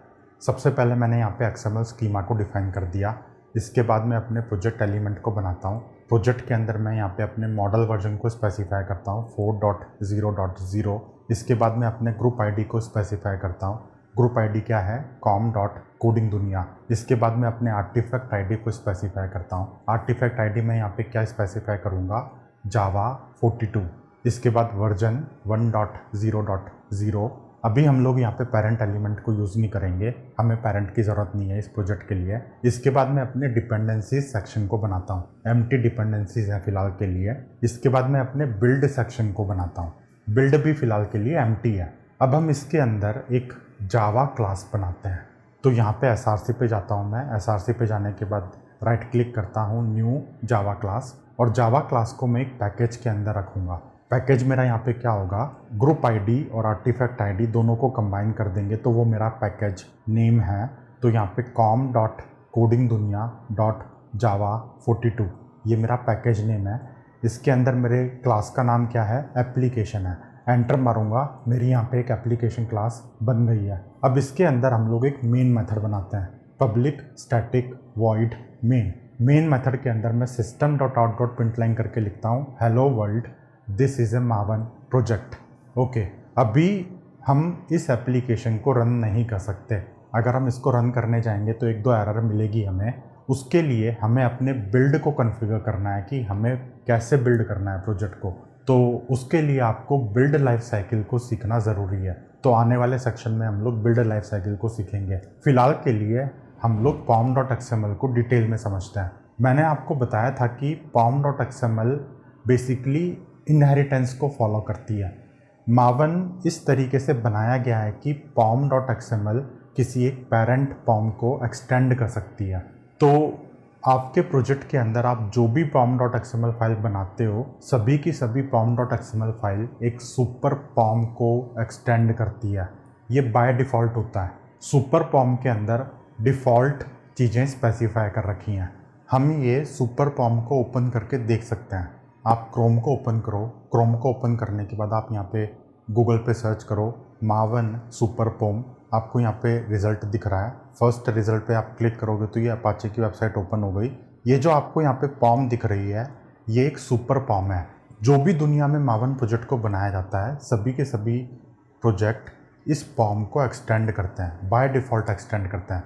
जैसे जावा के अंदर सारी क्लासेस ऑब्जेक्ट क्लास को एक्सटेंड करती है, उसी तरीके से सारी की सारी पॉम सुपर पॉम को एक्सटेंड करती है। सुपर पॉम के अंदर कॉमन कॉन्फ़िगरेशन डिफाइन कर रखा है। जैसे कि यहाँ पे रेपोजिटरी एक सेक्शन है, इसके अंदर सेंट्रल रेपोजिटरी के लिंक को स्पेसिफाई कर रखा है। मावन जो भी डिपेंडेंसीज को डाउनलोड करता है इसी रेपोजिटरी से डाउनलोड करता है। इसके अलावा यहाँ पे एक बिल्ड सेक्शन है। बिल्ड सेक्शन के अंदर आपको यहाँ पे डायरेक्टरी दिख रही है कि मेरे सोर्स डायरेक्टरी कौन सी है, ये वाली। टारगेट डायरेक्टरी कौन सी है, ये वाली। तो बाय डिफ़ॉल्ट जो प्रोजेक्ट स्ट्रक्चर है उसके हिसाब से यहाँ पे कॉन्फ़िगरेशन कर रखा है। आप चाहो तो इसको अपडेट कर सकते हो। आप अपने pom.xml के अंदर ये सारे एलिमेंट्स को अपडेट करके बता सकते हो कि आपकी सोर्स डायरेक्टरी कौन सी है, आपकी टारगेट डायरेक्टरी कौन सी है। बट अगेन जैसे मैंने आपको बताया, दैट इज़ नॉट रिकमेंडेड। अब सारी की सारी पॉम सुपर पॉम को एक्सटेंड करती हैं। तो जो भी चाइल्ड पॉम होती हैं वो पेरेंट से कौन कौन सी प्रॉपर्टीज़ को इनहेरिट करती हैं। चाइल्ड पॉम पेरेंट से इतनी सारी प्रॉपर्टीज़ को इनहेरिट करती हैं। अगर आपने पेरेंट के अंदर कुछ डिपेंडेंसी को डिफाइन कर रखा है तो चाइल्ड के अंदर भी वो सारी की सारी डिपेंडेंसीज आ जाएंगी। तो डिपेंडेंसीज को वो इनहेरिट करती हैं, प्लगइन कॉन्फ़िगरेशन को इनहेरिट करती हैं, रिसोर्सेज को इनहेरिट करती हैं। अगर आपने पेरेंट के अंदर कोई रिसोर्स कॉन्फ़िगरेशन कर रखा है तो वो चाइल्ड के अंदर आ जाएगा। ओके, तो मैं उम्मीद करता हूँ आपको pom.xml फाइल की क्लैरिटी मिली होगी। अभी हमने इसके अंदर ज़्यादा कुछ किया नहीं है, ना तो अपनी प्लगइन को कॉन्फ़िगर करा है, ना कुछ और करा है। तो ये सारी चीज़ों को करने के लिए आपको दो कंसेप्ट को समझना बहुत इम्पॉर्टेंट है। सबसे पहले हम यहाँ पे डिपेंडेंसी मैनेजमेंट को समझेंगे। डिपेंडेंसीज होती क्या है, कैसे मैनेज किया जाता है। उसके बाद हम बिल्ड लाइफ साइकिल को समझेंगे। तो स्टार्ट करते हैं डिपेंडेंसीज मैनेजमेंट से। सबसे पहले तो डिपेंडेंसी होती क्या है। डिपेंडेंसी का मतलब है कोई एक ऐसा कोड जो किसी बाहर के बंदे ने लिखा है और आपको वो कोड को यूज़ करना है। फॉर एग्ज़ाम्पल जैक्सन किसी डेवलपर ने डेवलप करा है। बहुत सारे लोग हैं जो जैक्सन को डेवलप कर रहे हैं। अब हमें जैक्सन को अपने प्रोजेक्ट में यूज़ करना है, तो Jackson is a dependency for us. मावन डिपेंडेंसीज को अपने आप ही मैनेज करता है। हम अपने pom.xml फाइल के अंदर डिपेंडेंसी को बता देते हैं कि ये मेरी डिपेंडेंसी है। इसके बाद मावन अपने आप ही हैंडल करता है डिपेंडेंसीज को कहाँ से डाउनलोड करना है। एक सेंट्रल रेपोजिटरी होती है, वहाँ से डाउनलोड करता है। मावन ऑटोमेटिकली डिपेंडेंसीज को हमारे क्लास पाथ में भी ऐड कर देता है। इसको हम प्रैक्टिकली करके देखने वाले हैं। थोड़ा सा एक बार थ्योरी के बारे में डिस्कशन करते हैं। डिपेंडेंसी के रिलेटेड एक थ्योरेटिकल कंसेप्ट है ट्रांजिटिव डिपेंडेंसीज के बारे में। बेसिकली ट्रांजिटिव डिपेंडेंसी क्या होती है, इमेजिन करो यहाँ पे आपके पास एक प्रोजेक्ट है। ये प्रोजेक्ट इस पे डिपेंड करता है। अब हो सकता है ये जो डिपेंडेंसी है, लाइब्रेरी है, ये लाइब्रेरी किसी और पे डिपेंड करे, 3-4 चीज़ों पे डिपेंड करे। तो आपके प्रोजेक्ट के लिए ये जो डिपेंडेंसी है ये एक डायरेक्ट डिपेंडेंसी है, और ये जिस पे डिपेंड कर रहा है वो आप लोगों के लिए ट्रांजिटिव डिपेंडेंसीज हैं। तो मावन ट्रांजिटिव डिपेंडेंसीज को भी ऑटोमेटिकली मैनेज करता है। अगर हम अपने प्रोजेक्ट के अंदर ये डिपेंडेंसी को ऐड करते हैं तो ठीक है, लेकिन जब तक इसके पास ये बाकी सारी चीज़ें नहीं होंगी तब तक काम नहीं बनेगा। तो हमारे प्रोजेक्ट के अंदर ये सारी चीज़ें होनी चाहिए, एक साथ होनी चाहिए। तो ट्रांजिटिव डिपेंडेंसीज भी ऑटोमेटिकली हैंडल्ड होती हैं। ट्रांजिटिव डिपेंडेंसीज को मैनेज करने के लिए मावन के अंदर कुछ इनबिल्ट फीचर्स होते हैं। तो वो इनबिल्ट फीचर्स कैसे काम करते हैं हम उनको समझते हैं। सबसे पहले यहाँ पे आता है डिपेंडेंसी मीडिएशन। डिपेंडेंसी मीडिएशन को हम एक एग्जाम्पल लेके समझते हैं। इमेजिन करो आपके पास यहाँ पे एक प्रोजेक्ट है, प्रोजेक्ट पी। अब ये पी प्रोजेक्ट किसी एक डिपेंडेंसी पे डिपेंड करता है ए। अब ये ए वाली डिपेंडेंसी किसी एक और डिपेंडेंसी पे डिपेंड कर रही है वाई, और वाई किसी और पे डिपेंड करता है जेड। ठीक है, तो आपके प्रोजेक्ट के लिए वाई और जेड ये दोनों ट्रांजिटिव डिपेंडेंसीज हैं। इसी तरीके से आपका प्रोजेक्ट एक और डिपेंडेंसी पे डिपेंड कर रहा है बी। बी के लिए एक और डिपेंडेंसी है, ट्रांजिटिव डिपेंडेंसी है जेड। तो ए के अंदर भी जेड की ज़रूरत है, बी के अंदर भी जेड की ज़रूरत है। तो अब हो सकता है ए के अंदर जेड का अलग वर्जन स्पेसिफाई हो, बी के अंदर जेड का अलग वर्जन स्पेसिफाई हो। तो मावन कौन से वर्जन को चूज़ करेगा? मावन यहाँ पे सबसे नज़दीकी जो होगा उस वर्जन को चूज़ करेगा। आपका प्रोजेक्ट है पी से आप ए में जाओगे, ए से एक्स में जाओगे, एक्स से जेड में जाओगे, तो ये इतना लंबा पाथ है। दूसरी तरफ आपके पास एक प्रोजेक्ट है पी से आप बी में जाओगे, बी से आप जेड में जाओगे, तो पास वाला नज़दीक वाला पाथ ये वाला है। तो यहाँ पे जो भी जेड का वर्जन यूज़ होगा मावन उस वर्जन को चूज़ करेगा, ऊपर वाले में ए जो भी वर्जन यूज़ कर रहा है उसको यूज़ नहीं करेगा, Z का ये वाला वर्जन डाउनलोड किया जाएगा। इसको बोलते हैं डिपेंडेंसी मीडिएशन। मावन ये अपने आप करके देता है दोस्तों, मैं आपको सिर्फ बता रहा हूँ, कंसेप्ट बता रहा हूँ कि ये एक फ़ीचर होता है। कभी कभी क्या होता है ना कि एक प्रोजेक्ट के अंदर एक डिपेंडेंसी के अलग अलग वर्जन होते हैं और मावन अपनी मर्ज़ी से उसको चूज़ कर लेता है, तो उसके बाद कभी कभी हमारा प्रोजेक्ट फट जाता है। तो उसके लिए हम एक्सप्लिसिटली वर्जन को बता सकते हैं। कैसे बताना है, आप P के अंदर एक एलिमेंट को ऐड कर दो एज ए डिपेंडेंसी Z और यहाँ पे एक वर्जन को स्पेसिफाई कर दो, तो आपके प्रोजेक्ट के सबसे नज़दीक कौन सा आ गया, ये वाला आ गया जो आपने बताया था। तो मावन इसको चूज़ करेगा, उन दोनों को चूज़ नहीं करेगा। सेकंड, आप यहाँ पे डिपेंडेंसी के स्कोप को बता सकते हो, कौन से स्कोप के अंदर एक डिपेंडेंसी काम आनी चाहिए। आप यहाँ पे रन टाइम स्कोप को डिफाइन कर सकते हो, टेस्ट स्कोप को डिफाइन कर सकते हो। स्कोप को हम अभी थोड़ी देर में डिटेल में एक्सप्लोर करेंगे। थर्ड, अगर आपको किसी एक एलिमेंट को एक्सक्लूड करना है तो आप एक्सक्लूड कर सकते हो। जैसे आपका प्रोजेक्ट है, प्रोजेक्ट के अंदर आपने एक डिपेंडेंसी को बता रखा है, अब ये डिपेंडेंसी के अंदर और ट्रांजिटिव डिपेंडेंसीज होंगी, तो अगर आपको किसी को एक्सक्लूड करना है तो आप यहाँ पे एक्सक्लूजन एलिमेंट को यूज़ करके ट्रांजिटिव डिपेंडेंसीज को एक्सक्लूड कर सकते हो। ओके, मैं उम्मीद कर रहा हूँ आपको ट्रांजिटिव डिपेंडेंसीज का कंसेप्ट क्लैरिटी मिली होगी, और ट्रांजिटिव डिपेंडेंसीज को हैंडल करने के लिए जो मावन के अंदर फीचर है, नियरेस्ट मैच वाला फीचर है, उसके अलावा ये एक्सक्लूजन है, ये दोनों चीज़ें आपको समझ में आई होंगी। अब हम थोड़ा सा स्कोप के बारे में डिस्कशन करते हैं। डिपेंडेंसी के अलग अलग स्कोप होते हैं, इतने सारे यहाँ पे स्कोप डिफाइंड है। यहाँ पे एक स्कोप होता है कंपाइल। कंपाइल का मतलब है आपका जो डिपेंडेंसी है वो कंपाइल टाइम पे आपके क्लास पाथ में ऐड होगा, रन टाइम पे भी ऐड होगा, टेस्ट के टाइम पे भी आपका डिपेंडेंसी आपके क्लास पाथ में ऐड होगा। कंपाइल स्कोप एक डिफ़ॉल्ट स्कोप है। फिर यहाँ पे एक स्कोप है टेस्ट। टेस्ट स्कोप के अंदर आप कोई डिपेंडेंसी रखते हो तो वो डिपेंडेंसी सिर्फ यूनिट टेस्टिंग में काम आती है, वो उसको सिर्फ यूनिट टेस्ट में इंक्लूड करा जाएगा, बाकी जगहों पे रन टाइम पे या कंपाइल टाइम पे उसको इंक्लूड नहीं किया जाएगा। थर्ड, यहाँ पे एक स्कोप होता है रन टाइम। रन टाइम का मतलब है आपकी डिपेंडेंसी रन टाइम पे अवेलेबल होगी, कंपाइल टाइम पे अवेलेबल नहीं होगी, टेस्ट के टाइम पे अवेलेबल नहीं होगी। ऐसी कोई डिपेंडेंसी जो आपके एप्लीकेशन को रन करने के लिए नीडेड है, उसको आप रन टाइम स्कोप में रखोगे। वैसे मैं आपको यहाँ पे जो स्कोप बता रहा हूँ, आपको एक बात बता देता हूँ दोस्तों, आपको ये स्कोप स्पेसिफाई करने की ज़रूरत नहीं है यार pom.xml के अंदर। आज तक मैंने कभी भी स्कोप को स्पेसिफाई नहीं करा, सिर्फ दो स्कोप की ज़रूरत पड़ती है, कंपाइल जो एक डिफ़ॉल्ट स्कोप है और दूसरा होता है टेस्ट। ऐसी JUnit वगैरह ये जो डिपेंडेंसीज हैं ये टेस्ट के लिए ज़रूरी होती है, तो आप टेस्ट को स्पेसिफाई करो। बट एंड टू एंड समझ रहे हैं हम लोग, तो एक बार 5 मिनट के लिए आप बस यहाँ पे ध्यान दे दो और ये स्कोप को समझ लो।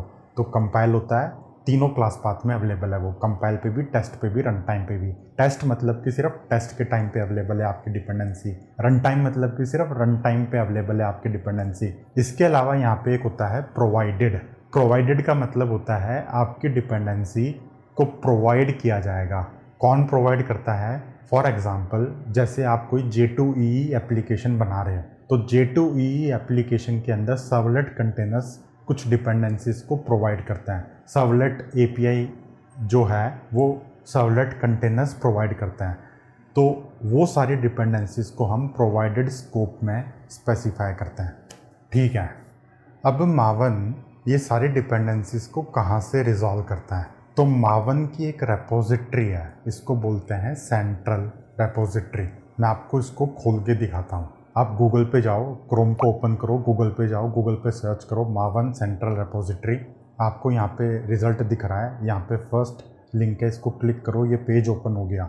जो भी ओपन सोर्स प्रोजेक्ट्स हैं, जो भी बंदा काम कर रहा है, जैसे कि जैक्सन है, HTTP कंपोनेंट्स है, काफका की कोई बाइनरी है, लाइब्रेरी है, ये जो भी प्रोजेक्ट हैं इनको पब्लिश किया जाता है। जैसे इमेजिन करो मैंने यहाँ पे एक कोड लिखा, प्राइम नंबर निकालने का कोड लिखा, और मैं चाहता हूँ कि आप लोग वो सारे कोड को यूज़ कर सको, तो मैं क्या करूँगा, अपने कोड को जार में बंडल करूँगा। जार में बंडल करने के बाद मैं मावन सेंट्रल रेपोजिटरी पे पब्लिश कर दूँगा। इसके बाद पूरी दुनिया में सेंट्रल रेपोजिटरी को यूज़ करके कोई भी बंदा उस डिपेंडेंसी को अपने प्रोजेक्ट में इंपोर्ट कर सकता है। तो आप चाहो तो यहाँ पे कोई भी डिपेंडेंसी सर्च कर सकते हो। जैसे कि हम लोग एक सर्च करके देखते हैं, जैक्सन को हम लोग यहाँ पे सर्च करते हैं, तो जैक्सन मैंने यहाँ पे डाला, सर्च करा, तो यहाँ पे ये जैक्सन के करस्पॉन्डिंग रिजल्ट्स दिख रहा है मेरे को। यहाँ पे मैं किसी एक को चूज़ करके उसके पेज को ओपन करके अपने प्रोजेक्ट में इंपोर्ट कर सकता हूँ। इसी तरीके से कॉमन्स लैंग ये एक डिपेंडेंसी है, तो हम चाहें तो इसको सर्च करते हैं यहाँ पे कॉमन्स लैंग, सर्च करो, सर्च करने के बाद यहाँ पे ये रिजल्ट्स दिख रहे हैं, तो आप कॉमन्स लैंग को भी अपने प्रोजेक्ट में यूज़ कर सकते हो। तो हम अपने pom.xml फाइल के अंदर डिपेंडेंसी सेक्शन के अंदर डिपेंडेंसीज को स्पेसिफाई करते हैं, तो वहाँ पे हम ग्रुप आईडी को लिखते हैं, आर्टिफैक्ट आईडी को लिखते हैं और वर्जन को लिखते हैं। ये तीनों चीज़ें किसी भी एक डिपेंडेंसी को यूनिकली आइडेंटिफाई करती है। तो मावन क्या करता है, जब हमारे प्रोजेक्ट को बिल्ड करता है तो वो रेपोजिटरी से जार फाइल को डाउनलोड करता है। जार फाइल को डाउनलोड करने के बाद वो हमारे लोकल स्टोरेज में उसको स्टोर करता है। लोकल स्टोरेज में स्टोर इसलिए करता है ताकि बार बार उसको डाउनलोड करने की ज़रूरत ना पड़े। तो वो लोकल स्टोरेज कौन सी होती है उसको देखता है। टेक्निकली उसको लोकल रेपोजिटरी बोला जाता है। ये आपकी रिमोट रेपोजिटरी है जो मैंने आपको क्रोम पे ओपन करके दिखाई है। ये कहीं पे एक होस्टेड है, ये क्लाउड रेपोजिटरी है। अब दुनिया में जितने भी डेवलपर्स हैं जो मावन प्रोजेक्ट पे काम कर रहे हैं, सभी के लिए ये रेपोजिटरी कॉमन है। तो यहाँ से आपकी जार फाइल डाउनलोड होती है और आपके लोकल मशीन पे स्टोर होती है। लोकल मशीन पे स्टोर करने का रीज़न मैंने आपको बताया, बार बार उसको डाउनलोड ना करना पड़े। तो लोकल मशीन के अंदर एक फोल्डर होता है, हम उसको देखते हैं ज़रा। तो यहाँ पर मैंने अपना टर्मिनल ओपन कर लिया। टर्मिनल ओपन करने के बाद मैं यहाँ पर अपने होम डायरेक्टरी के अंदर हूँ। होम डायरेक्टरी के अंदर एक फोल्डर होता है .m2, तो आप इसके अंदर cd करो। cd करने के बाद आप यहाँ पे ls-l कमांड को रन करो, तो यहाँ पे आपको ये रेपोजिटरी का एक फोल्डर दिख रहा है। तो रिमोट रेपोजिटरी से सारी की सारी जार फाइल डाउनलोड होकर यहाँ पे स्टोर होती हैं। यहाँ पे एक settings.xml भी है। settings.xml के अंदर हम अपने रेपोजिटरी को कन्फिगर कर सकते हैं। तो एक बार मैं आपको फाइल ओपन करके दिखा देता हूँ, vi settings.xml। तो इसके अंदर ये फ़िलहाल कन्फिग्रेशन है, शायद यहाँ पे कुछ भी नहीं हो, मैंने अभी तक देखा नहीं है मेरी settings.xml फाइल कौन सी है, बट हम इसके अंदर कन्फिगर कर सकते हैं लोकल रेपोजिटरी कौन सी है, रिमोट रेपोजिटरी कौन सी है। अगर मुझे कहीं पे पब्लिश करना है तो उसको भी मैं यहाँ पे कन्फिगर कर सकता हूँ। डिस्ट्रीब्यूट करना है अगर मुझे प्रोजेक्ट, तो उसको मैं यहाँ पे कन्फिगर कर सकता हूँ। फाइल को एक बार क्लोज कर देते हैं, ठीक है। इसके बाद मैं अपने रेपोजिटरी फोल्डर के अंदर cd करता हूँ, ठीक है। इसके बाद मैं यहाँ पे ls-l कमांड को रन करता हूँ, तो मुझे ये इतना सारे रिजल्ट्स दिख रहे हैं। तो मैंने जावा पे बहुत टाइम से काम कर रहा हूँ तो मैंने जितनी भी डिपेंडेंसीज़ को यूज़ करा है, मावन ने सभी की सभी डिपेंडेंसी को मेरे यहाँ पे डाउनलोड करके रख लिया है। जैक्सन हो, कॉमन स्लैंग हो, ग्वावा हो, एक्सेट्रा एक्सेट्रा, वो यहाँ पे स्प्रिंग की डिपेंडेंसीज भी यहाँ पे आपको मिलेंगी। तो रिमोट रेपोजिटरी का एक कंसेप्ट होता है, एक लोकल रेपोजिटरी का कंसेप्ट होता है। अब हम आगे बढ़ते हैं और हम बिल्ड लाइफ साइकिल को समझते हैं। बिल्ड लाइफ साइकिल सबसे इम्पॉर्टेंट टॉपिक है आज के वीडियो के लिए। अभी मैंने आपको बताया मावन अपना बिल्ड करता है, तो बिल्ड कैसे करता है और हम बिल्ड को कैसे कॉन्फ़िगर करते हैं अपने हिसाब से, उसको हम अभी समझने वाला है। सबसे पहले तो लाइफ साइकिल का मतलब क्या होता है। लाइफ साइकिल का मतलब होता है स्टार्ट से एंड तक किसी भी एक प्रोसेस के टास्क को डिफाइन करना। हम यहाँ पे बिल्ड लाइफ साइकिल को यूज़ कर रहे हैं, तो कहने का मतलब है बिल्ड करने के लिए स्टार्ट से लेके एंड तक क्या क्या टास्क को एग्जीक्यूट करना है, उसको एक लाइफ साइकिल के अंदर डिफाइन कर रखा है। इस तरीके से बिल्ड लाइफ साइकिल को यूज़ करके मावन बिल्ड प्रोसेस को स्टैंडर्डाइज कर देता है। चाहे मावन का कोई भी प्रोजेक्ट हो, सभी के सभी प्रोजेक्ट्स एक कॉमन बिल्ड लाइफ साइकिल को फॉलो करते हैं। तो बाय डिफ़ॉल्ट मावन के अंदर 3 बिल्ड लाइफ साइकिल होती है। एक होती है आपके पास डिफ़ॉल्ट, एक होती है क्लीन और एक होती है आपके पास साइट। क्लीन लाइफ साइकिल आपके प्रोजेक्ट को क्लीन करने में काम आती है। जो भी पुराना बिल्ड है, अगर आपको उसको क्लीन करना है तो आप क्लीन को यूज़ करोगे। साइट लाइफ साइकिल आपके प्रोजेक्ट की वेबसाइट को जनरेट करने के लिए काम आती है। आप अपने प्रोजेक्ट की वेबसाइट के करस्पॉन्डिंग जो भी HTML फाइल्स, CSS फाइल्स होती हैं, उसको एक फ़ोल्डर के अंदर रखो। फिर आप साइट फेज़ लाइफ साइकिल को यूज़ करके अपने प्रोजेक्ट की वेबसाइट को बना सकते हो, उसको होस्ट कर सकते हो एक ही कमांड को रन करके। डिफ़ॉल्ट लाइफ साइकिल आपके प्रोजेक्ट को बंडल करने में काम आती है। कंपाइल करना, टेस्ट को रन करना, जार बनाना, ये सारी की सारी चीज़ें डिफ़ॉल्ट लाइफ साइकिल के अंदर डिफाइंड है, ठीक है। लाइफ साइकिल के अंदर होते हैं फेजेस। एक लाइफ साइकिल के अंदर मल्टीपल फेजेस हो सकते हैं, जैसे कि क्लीन लाइफ साइकिल के अंदर ये 3 फेजेस डिफाइंड है। साइट लाइफ साइकिल के अंदर ये 3 फेजेस डिफाइंड है। डिफ़ॉल्ट लाइफ साइकिल के अंदर ये इतने सारे फेजेस डिफाइंड है।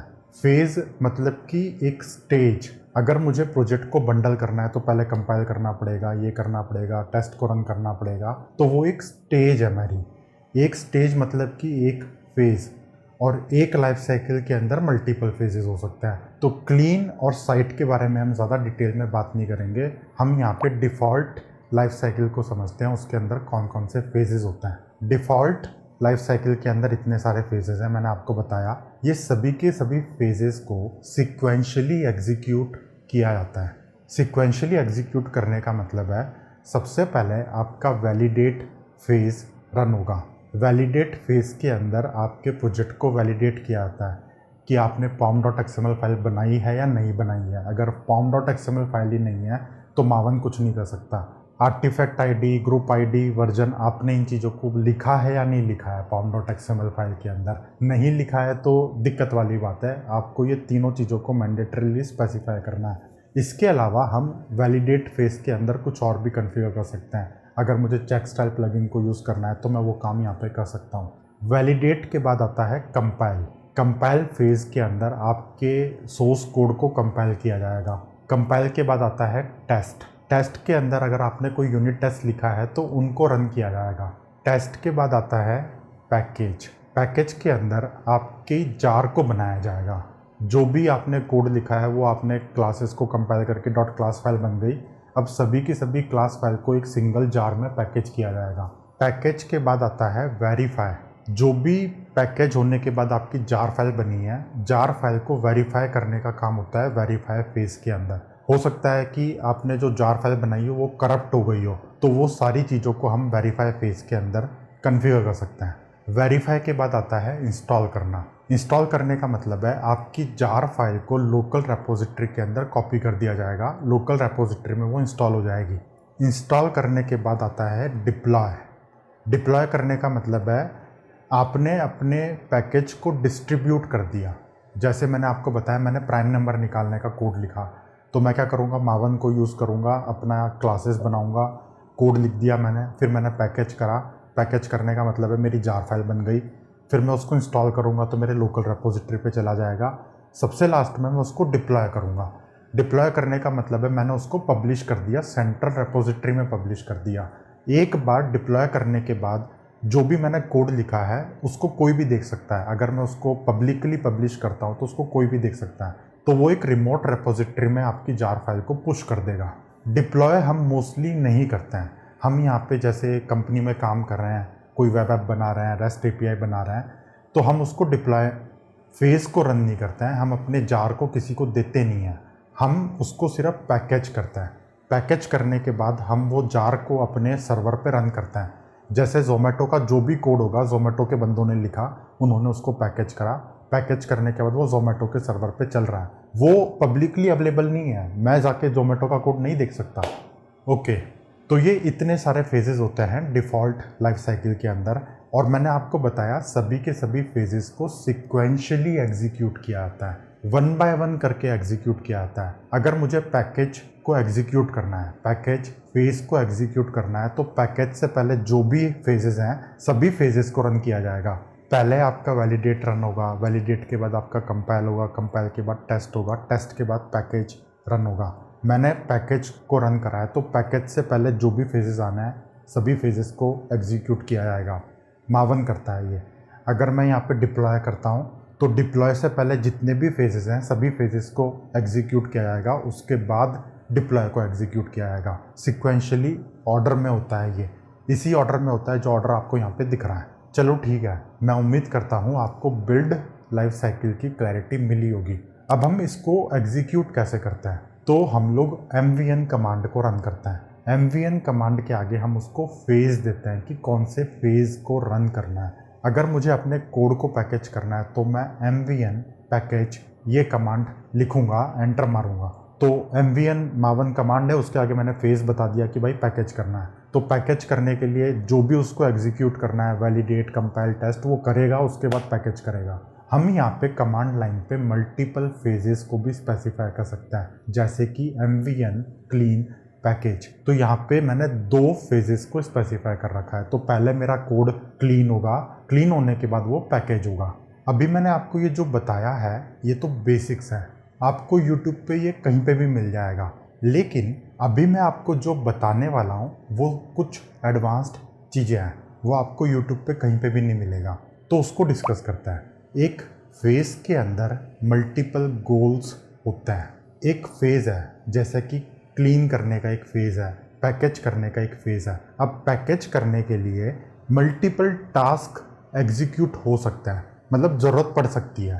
पैकेज करने के लिए पहले ए वाला काम करना है, फिर बी वाला काम करना है, फिर सी वाला काम करना है, तो वो होते हैं गोल्स। गोल मतलब कि एक स्पेसिफिक टास्क। तो एक फेज़ है, फेज़ के अंदर मल्टीपल गोल्स हैं। एक गोल को आप मल्टीपल फेजेस के साथ एसोसिएट कर सकते हो।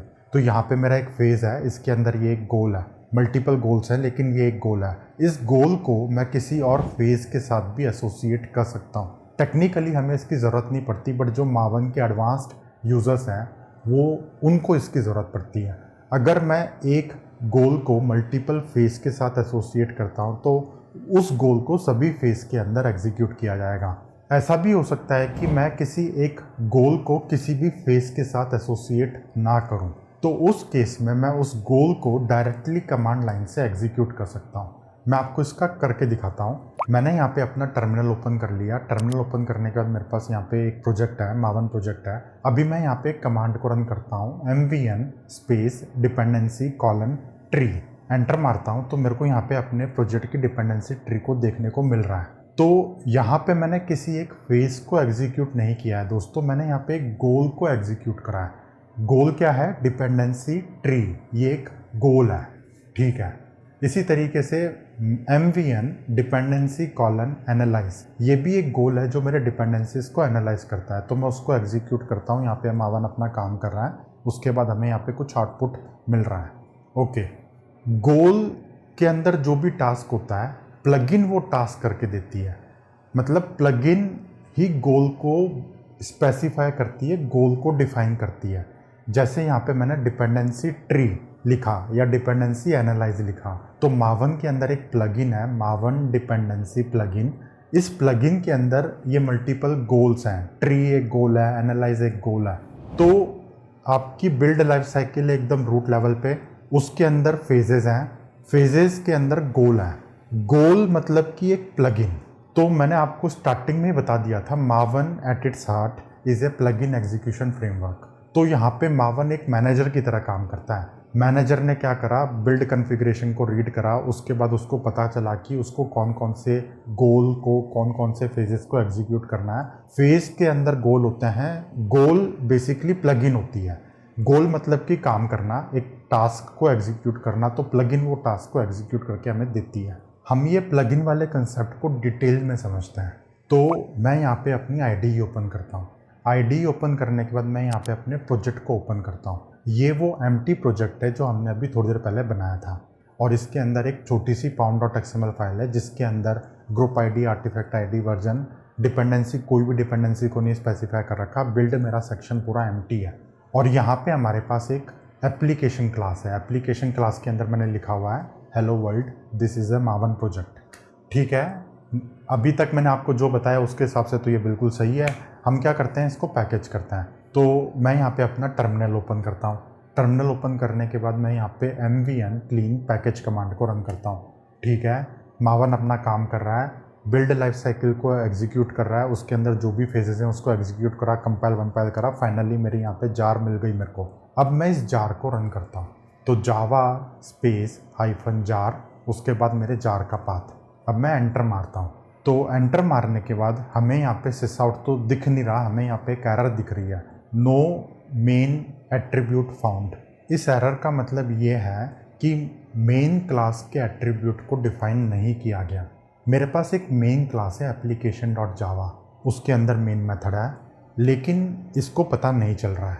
तो जार फाइल को एग्जीक्यूटेबल बनाने के लिए मैनिफेस्ट एंट्री होती है एक, इसके कंसेप्ट को मैं आपको समझाता हूँ। सबसे पहले मैं क्या करता हूँ, CD टारगेट करता हूँ, इसके बाद मैं ls करता हूँ। यहाँ पे मेरे को ये जार फाइल दिख रही है, मैं इस जार फाइल को अनजिप करता हूँ। Jar file basically zip file ही होती हैं, तो अनजिप करने के लिए अनजिप -d जार का पाथ। जिप फाइल मेरी अनजिप हो चुकी है। अनजिप करने के बाद मैं वापस से जार के अंदर CD करता हूँ, CD जार। इसके बाद मैं यहाँ पे देखता हूँ कौन कौन सी फाइल्स है, तो मैं यहाँ पे ट्री कमांड को रन करता हूँ। तो यहाँ पे आप देखोगे तो मेरी यहाँ पे एक एप्लीकेशन डॉट क्लास है। ओके, जो मेरी एप्लीकेशन डॉट जावा थी वो कंपाइल होकर यहाँ पे क्लास फाइल बन गई। और यहाँ पे एक मेटा एनएफ फोल्डर है, इसके अंदर एक मैनिफेस्ट फाइल है। हम ये मैनिफेस्ट फाइल को एक बार ओपन करते हैं, इसके अंदर क्या क्या लिखा है। तो मैं यहाँ पे कैट कमांड को यूज़ करता हूँ, cat meta NF slash manifest dot mf। Enter मारता हूँ तो मेरे को यहाँ पे कंटेंट्स दिख रहा है। तो मैनिफेस्ट फाइल के अंदर एक मेन क्लास की एंट्री होनी चाहिए, तभी वो जार एग्जीक्यूटेबल बनती है, तभी जावा को ये पता चलता है कि ये मेरी मेन क्लास है। तो वो एंट्री को क्रिएट करने के लिए हम अपने pom.xml फाइल के अंदर कुछ कॉन्फ़िगरेशन करते हैं, हम अपने बिल्ड प्रोसेस को कॉन्फ़िगर करते हैं। तो अगेन मैं यहाँ पे अपनी IDE ओपन करता हूँ। IDE ओपन करने के बाद मेरे पास यहाँ पे ये बिल्ड का सेक्शन है, इसके अंदर मैं एक प्लगइन्स सेक्शन को डिफ़ाइन करता हूँ। इसके अंदर मैं एक प्लगइन को डिफ़ाइन करता हूँ। प्लगइन के अंदर मैं लिखता हूँ ग्रुप ID क्या है, मावन जार प्लगइन की ग्रुप ID है, आर्टिफैक्ट ID मावन जार प्लगइन है। मावन जार प्लगइन का जो लेटेस्ट वर्जन है मैंने उसको यूज़ करा है। इसके बाद मैं इस प्लगइन को कॉन्फ़िगर करता हूँ। यहाँ पे एक कॉन्फ़िगरेशन एलिमेंट है, कॉन्फ़िगरेशन एलिमेंट के अंदर आर्काइव है, वहाँ पे मैंने अपने कॉन्फ़िगरेशन को बता रखा है। सबसे पहले मैंने यहाँ पे लिखा है ऐड क्लास पाथ ट्रू, ठीक है। इसके बाद मैंने क्लास पाथ प्रीफिक्स बता रखा है लिब। इसके बाद मैंने अपने मेन क्लास को बता रखा है कि ये मेरी मेन क्लास है, ठीक है। pom.xml फाइल के अंदर इतने सारे चेंजेस करने के बाद हम अपने प्रोजेक्ट को फिर से बिल्ड करते हैं। अगेन मैंने यहाँ पे अपना टर्मिनल ओपन करा। टर्मिनल ओपन करने के बाद मैं यहाँ पे कमांड को रन करता हूँ, mvn clean पैकेज। मेरी यहाँ पे जार फाइल बन के तैयार हो गई। इसके बाद मैं इस जार फाइल को एग्जीक्यूट करता हूँ। एग्जीक्यूट कैसे करना है, simple Java space -jar target jar का पाथ, एंटर मारो। आपको यहाँ पे एरर नहीं दिख रही है, अभी आपको यहाँ पे प्रिंट होते हुए दिख रहा है hello world this is a मावन प्रोजेक्ट। तो पहले वाले केस में और अभी में क्या फ़र्क है, फ़र्क को देखने के लिए हमें अपने मैनिफेस्ट फाइल को ओपन करना है। तो वापस से मैं अपने जार को अनजिप करता हूँ, CD target unzip space -d jar का पाथ। इसके बाद मैं CD जार करता हूँ। CD जार करने के बाद अगेन मैं वापस से ट्री कमांड को रन करता हूँ। ट्री कमांड को रन करा तो मेरे को ये आउटपुट दिख रहा है। इसके अंदर अगेन मेरी एक क्लास फाइल है और यहाँ पे manifest.mf है, इसको मैं कैट करता हूँ, cat meta NF slash manifest.mf। Enter मारता हूँ तो मेरे को यहाँ पे फाइल के कंटेंट्स दिख रहा है। तो अभी आप यहाँ पे ध्यान से देखोगे तो आपको यहाँ पे मेन क्लास एक एट्रीब्यूट है वो डिफाइंड है, पहले नहीं था अभी है। तो किसी भी जार को एग्जीक्यूटेबल बनाने के लिए मैनिफेस्ट फाइल के अंदर ये एट्रीब्यूट को डिफाइन करना ज़रूरी है। पहले नहीं हो रहा था क्योंकि हमने प्लगइन को कॉन्फ़िगर नहीं करा था, अभी ये हो रहा है क्योंकि हमने प्लगइन को कॉन्फ़िगर कर दिया है। अब यहाँ पे एक कंसेप्ट और है दोस्तों, हम अपने प्रोजेक्ट के अंदर एक्सटर्नल डिपेंडेंसीज़ को यूज़ करते हैं, ये तो आपको पता ही है, करते ही हैं। तो वो एक्सटर्नल डिपेंडेंसीज़ और प्लगइन्स इन दोनों को यूज़ करके हम कैसे काम निकालते हैं अपना, उसको देखते हैं। तो सिंपल सा एग्जांपल लेता हूँ मैं यहाँ पे जैक्सन को यूज़ करके एक जेसन फाइल को रीड करने वाला हूँ। क्लास पाथ में मेरे पास एक जेसन फाइल होगी, उसको मैं रीड करूँगा। तो सबसे पहले मैं वापस अपनी IDE ओपन करता हूँ। IDE ओपन करने के बाद अगेन मेरे पास यहाँ पे ये जो रिसोर्सेज फोल्डर है, इस फोल्डर के अंदर मैं अपनी एक जेसन फाइल बनाता हूँ। मैं यहाँ पे सिंपल राइट क्लिक करता हूँ, न्यू फाइल, और मैं यहाँ पे data.json फाइल बनाता हूँ। इसके अंदर मैं एक सिंपल एरे लिस्ट को डिफाइन करता हूँ, स्टार्ट एरे टोकन, उसके बाद स्ट्रिंग के एक एरे है ये, इसके अंदर मैंने 2 नाम को लिखा हुआ है, रितेश सांगवान। अब मुझे इस जेसन फाइल को रीड करना है, तो जैक्सन को यूज़ करके रीड करना है दोस्तों। तो सबसे पहले तो हमें जैक्सन की ज़रूरत है, तो हम pom.xml फाइल को ओपन करते हैं। इसके अंदर मैं अपने जैक्सन की डिपेंडेंसी को स्पेसिफाई करता हूँ। तो डिपेंडेंसीज वाले सेक्शन में मैं यहाँ पे एक एलिमेंट बनाता हूँ डिपेंडेंसी। इसके अंदर फिर से ग्रुप ID क्या होगी, com.fasterxml.jackson.core। आर्टिफैक्ट ID क्या है, जैक्सन डाटा बाइंड। वर्जन कौन सा है, 2.18.3, ठीक है। अब कभी कभी क्या होता है ना कि डिपेंडेंसी को ऐड करने के बाद हमारे IDE के अंदर वो डिपेंडेंसी आती नहीं है, तो हमें एक बार प्रोजेक्ट को रीलोड करना पड़ता है। तो रीलोड करने के लिए आप सबसे ऊपर जाओ, यहाँ पे ये प्रोजेक्ट फोल्डर है, यहाँ पे राइट क्लिक करो, नीचे जाओ, यहाँ पे ये मावन दिख रहा है, मावन के बाद यहाँ पे है रीलोड। तो आप एक बार इसको रीलोड कर लो, तो जो भी नई डिपेंडेंसीज ऐड हुई हैं मावन उसको रीलोड कर लेगा और आईडी के अंदर उसके क्लास पाथ को सेट कर देगा। ठीक है, अब इसके बाद हम लोग अपने एप्लीकेशन फाइल को ओपन करते हैं, जावा फाइल को। यहाँ पे मेरे पास एक मेन मेथड है। अब मैं क्या करता हूँ, यहाँ पे ऑब्जेक्ट मैपर को यूज़ करके अपने जेसन फाइल को रीड करता हूँ। तो सबसे पहले मैं यहाँ पे ऑब्जेक्ट मैपर का एक ऑब्जेक्ट बनाता हूँ, बनाया मैंने। ऑब्जेक्ट मैपर के ऑब्जेक्ट बनाने के बाद मुझे एक इनपुट स्ट्रीम की ज़रूरत है। जो भी क्लास पाथ पे मेरा रिसोर्स है, डाटा.जेसन फाइल है, वो एक जेसन फाइल है, तो उसको मुझे एज ए इनपुट स्ट्रीम चाहिए। तो कैसे करना है इसको, सिंपल तरीका है, आप ट्राई विथ रिसोर्स के सिंटेक्स को यूज़ करो। इनपुट स्ट्रीम वेरिएबल को कोई नाम is equal to application dot class dot get resource as stream, और यहाँ पे मैंने अपना पाथ दे दिया डाटा.जेसन। अब मैं मैपर के ऑब्जेक्ट के ऊपर रीड वैल्यू मेथड को कॉल करता हूँ। फर्स्ट आर्ग्यूमेंट है मेरा इनपुट स्ट्रीम, सेकंड आर्ग्यूमेंट है मेरा लिस्ट डॉट क्लास। रेस्पॉन्स में मुझे एक लिस्ट ऑफ स्ट्रिंग मिलेगा, उसको मैंने एक वेरिएबल में असाइन कर दिया। अभी ये मेथड यहाँ पे एक्सेप्शन थ्रो कर रहा है, तो मेन मेथड के अंदर जाके मैं थ्रोज एक्सेप्शन करके लिख देता हूँ। सबसे लास्ट में मैं इसको system dot out dot print line करके डाटा को प्रिंट कर देता हूँ। ओके, पहले हम लोग क्या कर रहे थे, मैन्युअली डिपेंडेंसी को ऐड कर रहे थे। पुराने वीडियो में हमने मैन्युअली ऐड करा था। यहाँ पे हमने मावन के कंसेप्ट को समझ लिया, तो हमने डिपेंडेंसी सेक्शन में मावन की डिपेंडेंसी को ऐड करा, उसके बाद प्रोजेक्ट को रीलोड करा और डायरेक्टली मैं यहाँ पे जैक्सन की क्लासेस को यूज़ कर पा रहा हूँ। अब हम क्या करते हैं, इसको बिल्ड करते हैं और बिल्ड करने के बाद जार फाइल को रन करने का ट्राई करते हैं। तो वापस से टर्मिनल ओपन करा, टर्मिनल ओपन करने के बाद mvn क्लीन पैकेज एग्जीक्यूट हो रहा है। मेरी यहाँ पे जार फाइल बन के तैयार हो गई है। अब हम इस जार को रन करते हैं। जार को रन करने के लिए जावा स्पेस हाइफन जार का पाथ एंटर मारता हूँ मैं। एंटर मारा मैंने, मेरे को यहाँ पे सिसआउट वाली लाइन तो प्रिंट होते हुए दिख रही है, लेकिन उसके बाद मुझे यहाँ पे एक्सेप्शन मिल रही है। एक्सेप्शन क्या है, no class def found error. Object mapper का जो मैंने ऑब्जेक्ट बना रखा है, तो वो वाली क्लास उसको मिली नहीं। तो क्या हो रहा है यहाँ पे दोस्तों, डिपेंडेंसी तो हमने ऐड कर दी।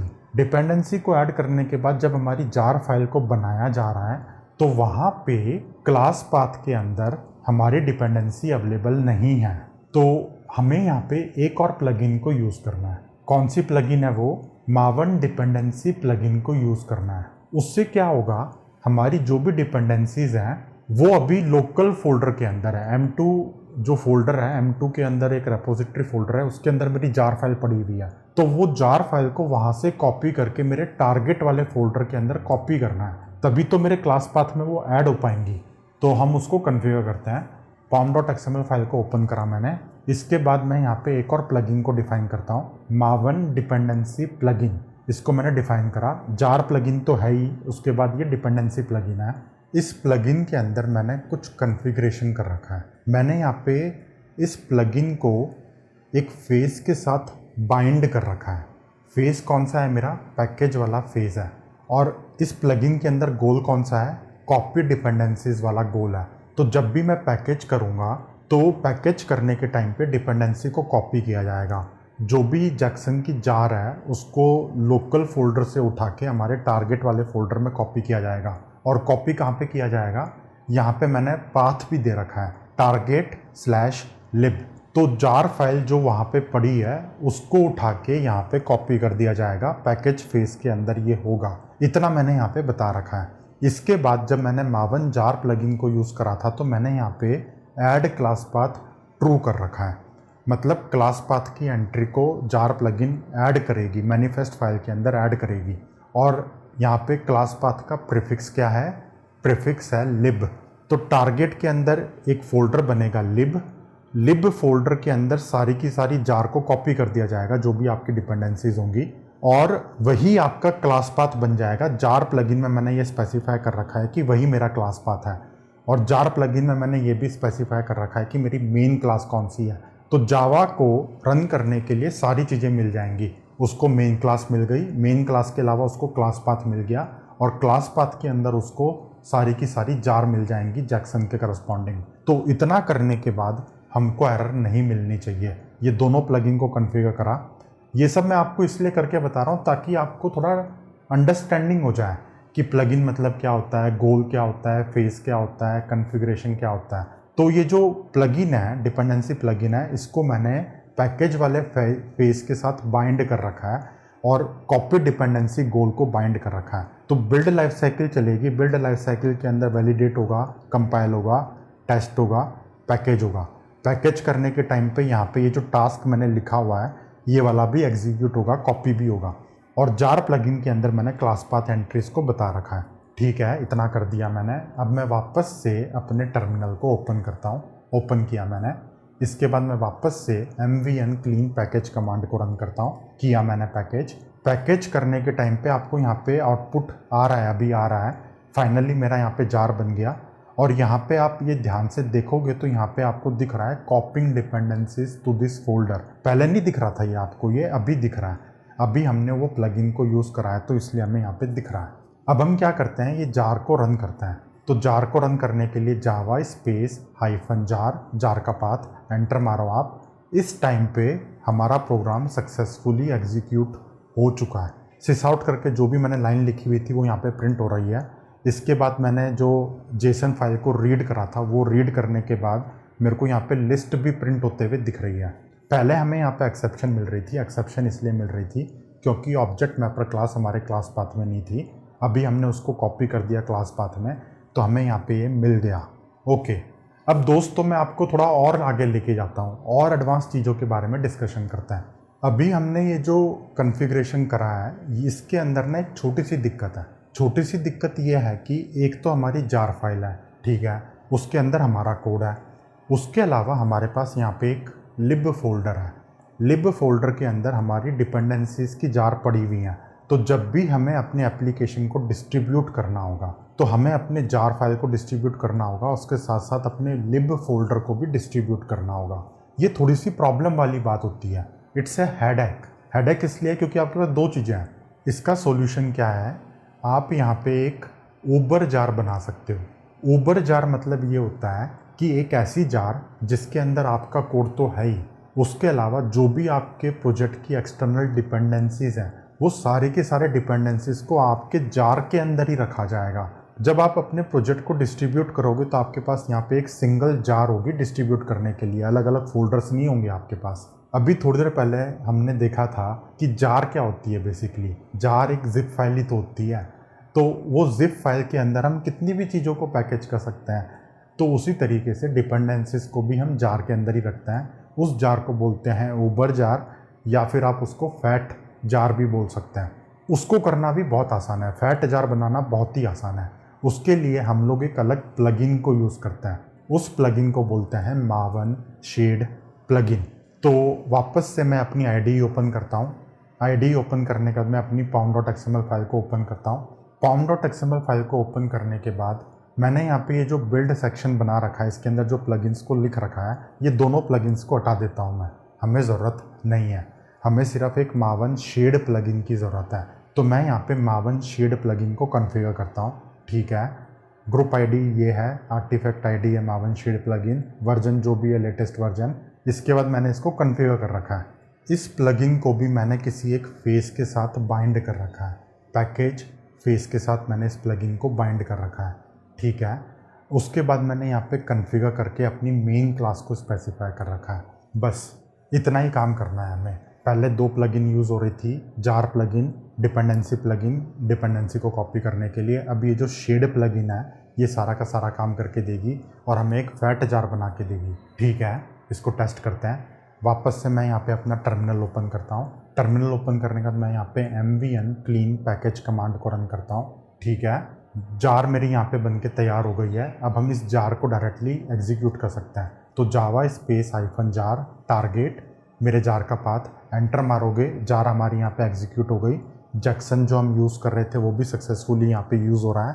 क्लास पाथ से मैं अपने रिसोर्स को ऐड कर रहा हूँ और डिटेल्स यहाँ पे प्रिंट हो रही है। तो पहले वाले केस में और अब वाले केस में फ़र्क क्या है, हम लोग वो फ़र्क डिफरेंस को देखते हैं। तो आप cd टारगेट करो। इसके बाद हमारे पास यहाँ पे ये जार है, इस जार को हम अनजिप करते हैं। तो unzip space -d jar, jar का पाथ। इसके बाद मैं cd जार करता हूँ। जार फोल्डर के अंदर ये फाइल अनजिप हुई है। इसके अंदर मैं यहाँ पे ls-l कमांड को रन करता हूँ तो यहाँ पे ये फोल्डर दिख रहा है। तो जो भी मेरी डिपेंडेंसीज है ना, जैक्सन जो डिपेंडेंसी है उसको भी यहाँ पे कॉपी कर दिया गया है दोस्तों, उसकी सारी क्लासेस को यहाँ पे कॉपी कर दिया गया है। आप यहाँ पे ट्री कमांड को एग्जीक्यूट करो। आप जैसे ही यहाँ पे ट्री कमांड को एग्जीक्यूट करोगे आपको ये बहुत लंबा चौड़ा आउटपुट दिख रहा है। तो जैक्सन के अंदर जो भी क्लासेस हैं सारी की सारी क्लासेस हमें अपनी जार के अंदर ही अवेलेबल हो गई हैं, इसीलिए हम अब ऑब्जेक्ट मैपर क्लास को यूज़ कर पा रहे हैं और टारगेट के अंदर कोई लिब फोल्डर भी नहीं होगा। ठीक है, मैं उम्मीद करता हूँ आपको अभी तक की कहानी समझ में आई होगी। ये सबसे इम्पॉर्टेंट पार्ट है दोस्तों।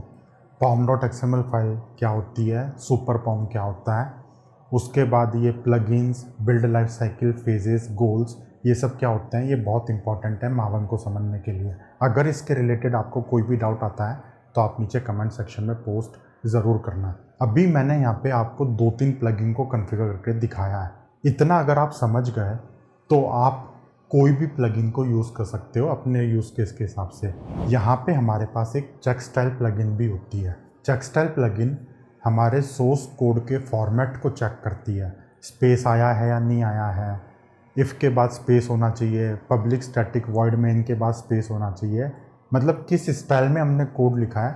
अलग अलग कंपनी में ना यूनिक स्टाइल होती है। फॉर एग्जांपल मैं एक कंपनी में काम करता था, वहाँ पे कोड लिखने का एक प्रॉपर फॉर्मेट होता है। अगर आप उस फॉर्मेट को फॉलो नहीं करोगे तो टिश्क्याओं फायर कर दिया जाता है।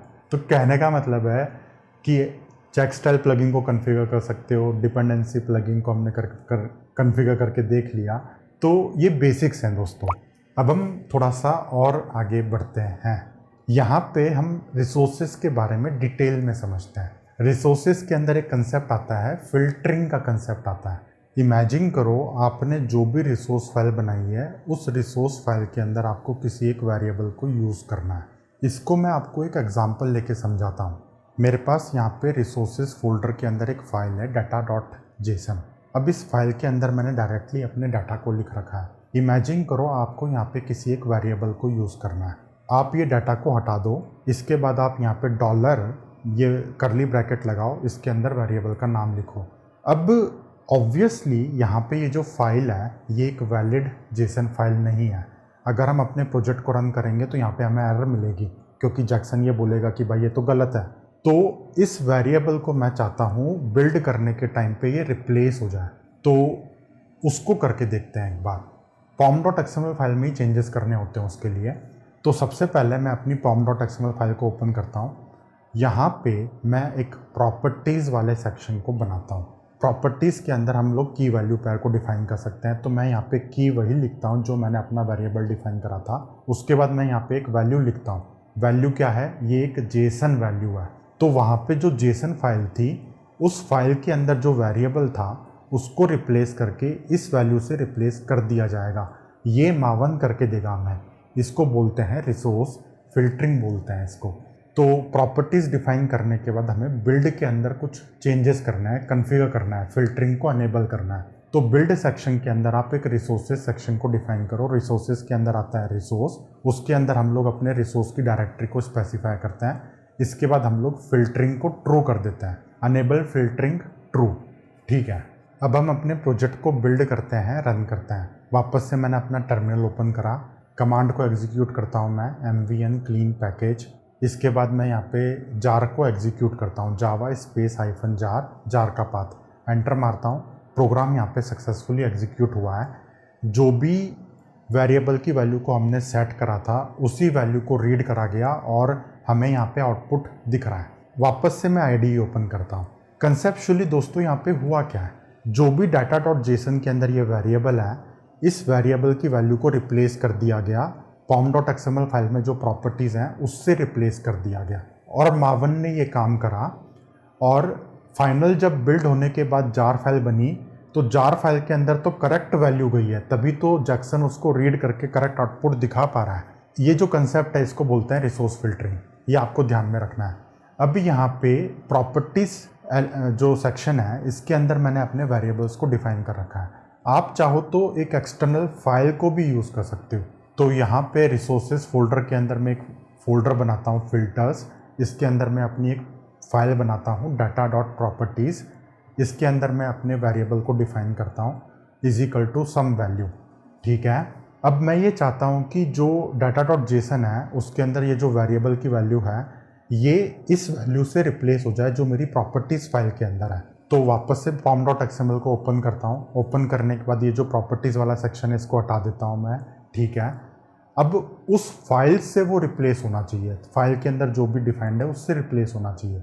तो यहाँ पे एक और कन्फिग्रेशन करना पड़ता है।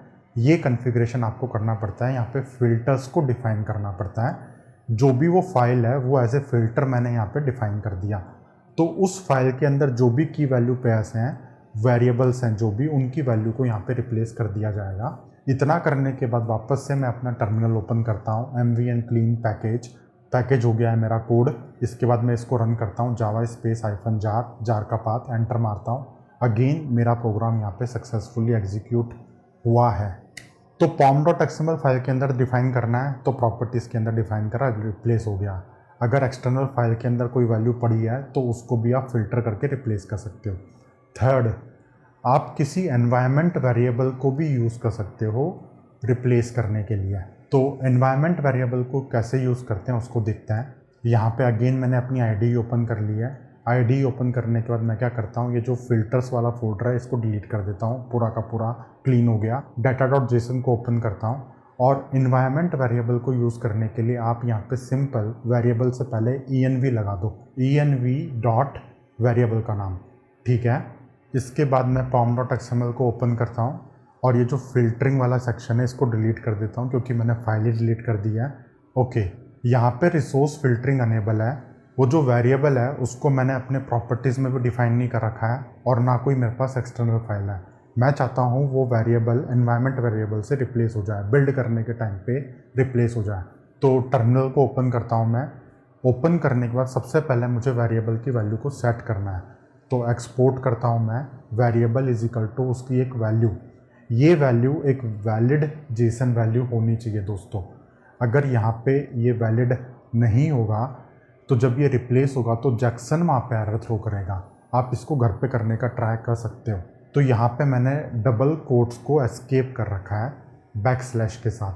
जब हम एनवायरनमेंट वेरिएबल सेट करते हैं तो बैकस्लैश के साथ डबल कोट्स को एस्केप करना पड़ता है, कर दिया मैंने। वेरिएबल एक्सपोर्ट हो गया है। इसके बाद मैं पैकेज करता हूँ, mvn clean पैकेज। जार बन गई मेरी यहाँ पे। जार बनने के बाद मैं इस जार को रन करता हूँ, जावा स्पेस -jar का पाथ एंटर मारता हूँ। प्रोग्राम मेरा यहाँ पे सक्सेसफुली एग्जीक्यूट हो चुका है। ओके, अब हम आगे बढ़ते हैं दोस्तों और एक स्प्रिंग बूट प्रोजेक्ट को इनिशियलाइज करते हैं। मावन के सारे कंसेप्ट्स को हमने समझ लिया। बिल्ड लाइफ साइकिल बहुत इंपॉर्टेंट है दोस्तों। फेजेस, गोल्स, प्लगइन्स को कैसे कॉन्फ़िगर करना है ये बहुत इंपॉर्टेंट है। pom.xml फाइल बहुत इंपॉर्टेंट है। अगर आपने ये 4-5 चीज़ों को समझ लिया तो आपका मावन डन हो चुका है। मैंने तो उसके ऊपर भी आपको बहुत कुछ बताया, रिसोर्सेज को कैसे फ़िल्टर करना है, एनवायरनमेंट वेरिएबल से कैसे रिप्लेस करना है। ये सारी चीज़ें बहुत इंपॉर्टेंट है। आपको यूट्यूब पे कहीं पे भी नहीं मिलने वाला। डायरेक्टली लोग वही काम करते हैं जो मैं अभी कर रहा हूँ। पहले मैंने आपको धीरे धीरे स्टेप बाय स्टेप बिल्डअप करा, उसके बाद मैं आपको अभी जो बताने वाला हूँ आप उसको कनेक्ट कर सकते हो पीछे की कहानी से। तो हम लोग क्या करते हैं, स्प्रिंग बूट प्रोजेक्ट को इनिशियलाइज़ करते हैं। इनिशियलाइज़ करने के लिए स्प्रिंग बूट ने एक बहुत ही सिंपल तरीका दे रखा है हम लोगों को। हम यहाँ पे अपने ब्राउज़र को ओपन करते हैं, गूगल को ओपन करते हैं। गूगल को ओपन करने के बाद मैं यहाँ पे सर्च करता हूँ स्प्रिंग बूट इनिशियलाइज़र। यहाँ पे सर्च रिजल्ट्स हैं। फर्स्ट जो लिंक है इसको क्लिक करो, start.springinitializer.io, इस टाइप की कोई वेबसाइट है, इसको क्लिक करो। ये ओपन हो गया। अब यहाँ पे हम वेरिएबल की वैल्यू को पुट कर सकते हैं। ग्रुप आईडी क्या है मेरा, आर्टिफैक्ट आईडी क्या है, एक्सेट्रा एक्सेट्रा। उसके हिसाब से मेरा स्प्रिंग बूट प्रोजेक्ट इनिशियलाइज हो जाएगा। सबसे पहले हम प्रोजेक्ट टाइप को चूज़ करते हैं मावन। इसके बाद मैं लैंग्वेज है मेरी जावा। इसके बाद स्प्रिंग बूट का वर्जन है 3.5.0। जो भी आपको यहाँ पे लेटेस्ट वर्जन दिख रहा है आपको वही चूज़ करना है। एक बात यहाँ पे ध्यान रखनी है, स्नैपशॉट वर्जन को यूज़ नहीं करना है आपको। प्रोडक्शन एप्लीकेशन के अंदर हमेशा रिलीज्ड वर्जन को यूज़ करना है। जो नॉन स्नैपशॉट वर्जन होते हैं उन्हीं को यूज़ करना है। इसके बाद हमें यहाँ पे कुछ डिटेल्स को और फिल करना है, जैसे कि प्रोजेक्ट का ग्रुप आईडी क्या है, आर्टिफैक्ट आईडी क्या है, दोनों को मैंने यहाँ पे फिल कर दिया है। वर्जन क्या है, मैंने 1.0.0 चूज़ करा है। प्रोजेक्ट का नाम क्या है, प्रोजेक्ट का डिस्क्रिप्शन क्या है, जावा का कौन सा वर्जन यूज़ करना है। जावा 21 यूज़ कर रहे हैं हम लोग, 21 मैंने यहाँ पे सेलेक्ट कर लिया है। और यहाँ पे एक पैकेजिंग का भी सेक्शन है। हमें यहाँ पे जार पैकेजिंग को यूज़ करना है, वार को यूज़ नहीं करना है। जो लेटेस्ट स्प्रिंग फ्रेमवर्क है, जो स्प्रिंग बूट है, ये सब एम्बेडेड टेक्नोलॉजी पे चलते हैं। जब हम स्प्रिंग को डिटेल में समझेंगे तो इसके बारे में बात करेंगे। बट वार जो होती है ये सर्वलेट कंटेनर पे डिप्लॉय होती है, जैसे कि टॉमकेट वगैरह पे वार फाइल जाती है। बट हमारी जार फाइल के अंदर ही एक सर्वलेट कंटेनर होता है, एक HTTP सर्वर होता है, तो जार को आपको चूज़ करना है। इसके बाद आप यहाँ पे जनरेट पे क्लिक करो। जनरेट हो रहा है। यहाँ पे आपको एक जिप फाइल डाउनलोड होगी। जिप फाइल को ओपन करके हम प्रोजेक्ट को एक्सप्लोर करते हैं, क्या क्या चीज़ें हमें यहाँ पे मिली हैं। तो मैं यहाँ पे अपना टर्मिनल ओपन करता हूँ। सबसे पहले टर्मिनल ओपन करने के बाद मैं अपनी जिप फाइल को अनजिप करता हूँ। तो मैं यहाँ पे एक डायरेक्टरी बना देता हूँ। डायरेक्टरी बनाने के बाद जिप फाइल को उस डायरेक्टरी में कॉपी करता हूँ। उसके बाद मैं जिप फाइल को अनजिप करता हूँ। अनजिप कमांड यूज़ करके अनजिप कर लिया। इसके बाद हम इस प्रोजेक्ट को अपने IDE के अंदर ओपन करते हैं। तो मैंने यहाँ पे अपनी IDE ओपन करी। IDE ओपन करने के बाद मैं यहाँ पे ओपन पे क्लिक करता हूँ। ओपन पे क्लिक करने के बाद मैं अपने फोल्डर को चूज़ करता हूँ जहाँ पे मैंने अनजिप करा है। ओके करता हूँ मैं। मेरा प्रोजेक्ट यहाँ पे ओपन हो चुका है। तो आप यहाँ पे ध्यान से देखो, सबसे पहले तो यहाँ पे वही स्टैंडर्ड डायरेक्टरी स्ट्रक्चर को फॉलो किया गया है जो मैं आपको बता रहा था। SRC फोल्डर है, SRC के अंदर मेन है, मेन के अंदर जावा है, जावा के अंदर हमारे पास एक क्लास है। इसके अलावा यहाँ पे एक टेस्ट फोल्डर भी है। टेस्ट फोल्डर के अंदर मेरी टेस्ट क्लास है। यहाँ पे हमको एक pom.xml फाइल मिली हुई है। हम pom.xml फाइल को ओपन करते हैं। इसके अंदर क्या क्या लिखा हुआ है। सबसे पहले तो यहाँ पे आपको एक पेरेंट एलिमेंट दिख रहा है। स्प्रिंग बूट पेरेंट है ये। अभी हमने स्प्रिंग बूट प्रोजेक्ट को ऐसे ही जनरेट कर दिया चुटकी बजा के। तो यहाँ पे पेरेंट का रोल आता है। पेरेंट पॉम के अंदर स्प्रिंग बूट वालों ने सारा कॉन्फ़िगरेशन कर रखा है। प्लगइन्स को कौन सा यूज़ करना है, कंपाइलर को कैसे करना है, बंडल कैसे करना है, सिंगल जार कैसे बनानी है। pom.xml पेरेंट में वो स्पेसिफाइड है। हमारे प्रोजेक्ट में वो सारी चीज़ों को इनहेरिट कर लिया जाएगा। तो पेरेंट का यूज़ केस यहाँ पे आता है कि अगर आपको एक ऐसा प्रोजेक्ट बनाना है जिसको आपको डिस्ट्रीब्यूट करना है मल्टीपल लोगों को, एक ऐसी टेम्पलेट बनानी है जिस टेम्पलेट के बेसिस पे सब प्रोजेक्ट्स अपना काम करें, तो वहाँ पे आप एक पेरेंट पॉम बनाते हो और सब प्रोजेक्ट्स उसको एज ए पेरेंट स्पेसिफाई करते हैं। फिर यहाँ पे एक डिपेंडेंसीज वाला सेक्शन है। यहाँ पे हमें डिपेंडेंसीज दिख रही है। फिर यहाँ पे एक बिल्ड वाला सेक्शन है। बिल्ड सेक्शन के अंदर हमें यहाँ पे मावन spring boot compiler plugin use होते हुए दिख रही है। क्या नाम ले रहा हूँ मैं, स्प्रिंग बूट मावन प्लगइन, ये यूज़ होते हुए दिख रही है हमें। और यहाँ पे ना कुछ चीज़ें और हैं, लाइसेंस वगैरह है, तो हम एक बार ना इनको फिक्स करते हैं। तो लाइसेंस एलिमेंट को एक्सपेंड करके मैं इसके अंदर कुछ कमेंट लिखता हूँ। This is copyrighted to me, usage is free and you can distribute the project as well. यहाँ पे ये URL का सेक्शन है, इसको भी मैं कंप्लीट कर देता हूँ, codingdunia.com। डेवलपर्स वाला सेक्शन भी empty है, इसको भी मैं कंप्लीट कर देता हूँ। डेवलपर एक एलिमेंट है, उसको क्लोज करा।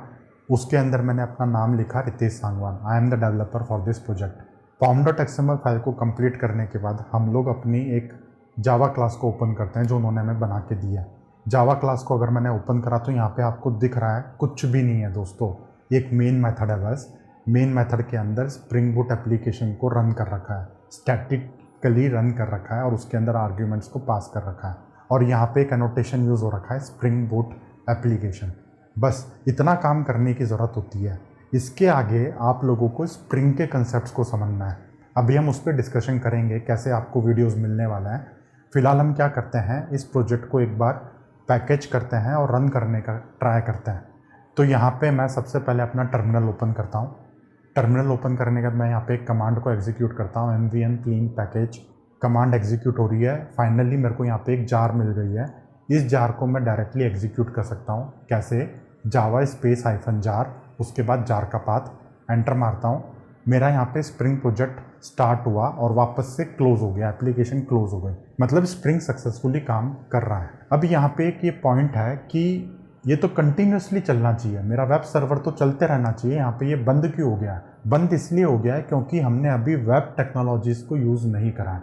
हमने ये जब ये प्रोजेक्ट को जनरेट करा तो हमने डिफ़ॉल्ट बेयर मिनिमम चीज़ों को यूज़ करा है।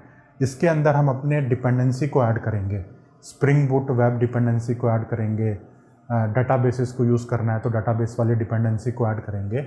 इस तरीके से इस प्रोजेक्ट को फाइनली धीरे धीरे बिल्डअप करेंगे। अब यहाँ पे एक चीज़ और है दोस्तों, जब ये प्रोजेक्ट बंडल हो रहा था तो यहाँ पे टेस्ट केसेस को भी रन किया गया था। आपको यहाँ पे ये टेस्ट वाली साइकिल दिख रही है। इस फेज़ के अंदर हमारे टेस्ट को रन किया गया। तो एक बार मैं वापस अपनी आईडी ओपन करता हूँ। यहाँ पे ये हमारे पास एक टेस्ट क्लास है, इस क्लास को मैं ओपन करता हूँ। तो यहाँ पे कुछ नहीं करा हुआ, यहाँ पे सिर्फ लिखा हुआ है स्प्रिंग बूट टेस्ट लिखा हुआ है, एक एनोटेशन है ये, और यहाँ पे एक टेस्ट मेथड है, सिंपल एम्प्टी मेथड है। तो यहाँ पे ये टेस्ट हो रहा है कि जो मेरा कंटेक्स्ट है वो लोड हो रहा है नहीं हो रहा है। स्प्रिंग के अंदर एक कंटेक्स्ट का कंसेप्ट होता है, तो सिंपल सा टेस्ट है ये, जो ये चेक कर रहा है कि स्प्रिंग सही से काम करता है या नहीं करता है।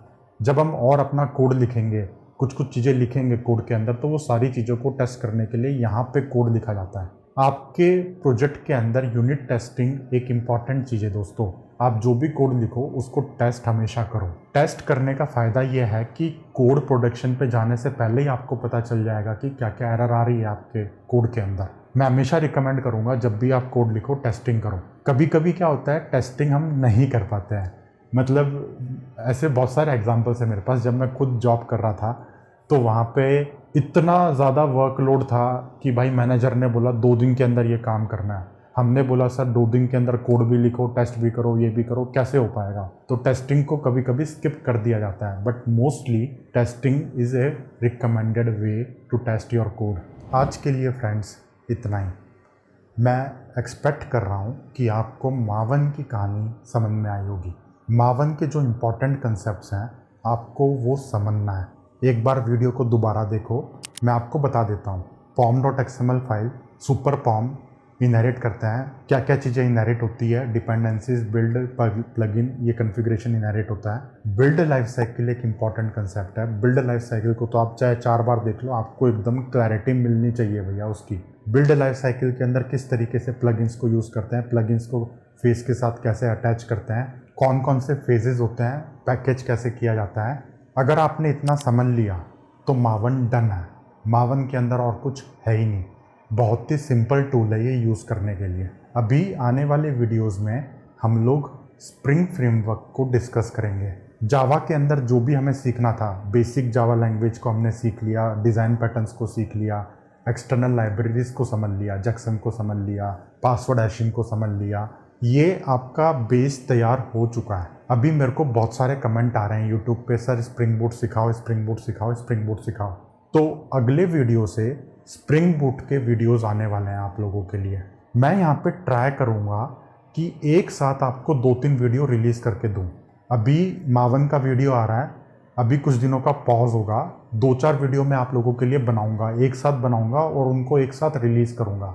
ऐसे बहुत देर के बाद एक वीडियो आ रहा है, फिर बहुत दिनों के बाद एक वीडियो आ रहा है, तो आप लोगों के लिए भी दिक्कत हो रही है। आपको एक साथ कंटेंट चाहिए और मेरे को भी फ़ायदा होगा अगर आप एक साथ बहुत सारी चीज़ें सीख लोगे। तो मावन ख़त्म हो गया, लाइब्रेरीज ख़त्म हो गई। अब स्प्रिंग के ना छोटे छोटे कंसेप्ट है दोस्तों, ऐसे कोई हवा नहीं है स्प्रिंग। आप यूट्यूब पे जाते होगे, कहीं पे आप कोर्स परचेस करते होगे तो आपको ना ऐसा लगता होगा बहुत ही हवा बना रखा है स्प्रिंग का। नहीं है दोस्तों, कुछ हवा नहीं है। एनोटेशन ही को तो यूज़ करना है बस। अभी देखो हमने स्प्रिंग एप्लीकेशन स्टार्ट करी, just a annotation, that's it. तो ये कंसेप्ट्स होते हैं बस। थ्योरेटिकली हम डिस्कस करेंगे, प्रैक्टिकली कोड लिखेंगे और एक प्रोजेक्ट को भी डेवलप करेंगे। मेरी आपसे रिक्वेस्ट है, चैनल के साथ बने रहिए। अगर आपको वीडियो पसंद आया है दोस्तों तो वीडियो को लाइक ज़रूर कर देना। अगर आपने चैनल को सब्सक्राइब नहीं किया है तो सब्सक्राइब कर लो दोस्तों। मैं तो ये एक्सपेक्ट कर रहा था कि स्प्रिंग को बनाने से पहले ही 1000 सब्सक्राइबर्स हो जाएंगे, बट 1000 सब्सक्राइबर्स तो अभी तक नहीं हुए हैं। तो देखते हैं क्या आप इतना पसंद कर रहे हो चैनल को या नहीं। 1000 सब्सक्राइबर्स कर दो, उसके बाद स्प्रिंग के बहुत सारे वीडियोस आने वाले हैं आप लोगों के लिए। आज के वीडियो में हमने ज़्यादा कुछ कोड तो लिखा नहीं है, तो कोड तो कुछ है ही नहीं। जो भी हमने स्प्रिंग प्रोजेक्ट को इनिशियलाइज़ करा है, ये तो आप अपने घर पे भी इनिशियलाइज़ कर सकते हो। हमने जो कंसेप्ट सीखे हैं आप एक बार उसको घर पर लिखने का ट्राई करो, रन करने का ट्राई करो, तभी आपको क्लैरिटी मिलेगी। तो कोई कोड है नहीं, तो कोई गिटअप का लिंक भी नहीं है आज। अगर आज के वीडियो को लेके आपके मन में कोई डाउट है तो मन में तो बिल्कुल मत रखना, कमेंट सेक्शन में पोस्ट ज़रूर कर देना। मिलते हैं अगले वीडियो में गाइस, तब तक के लिए take care and good luck to you. Thanks for watching.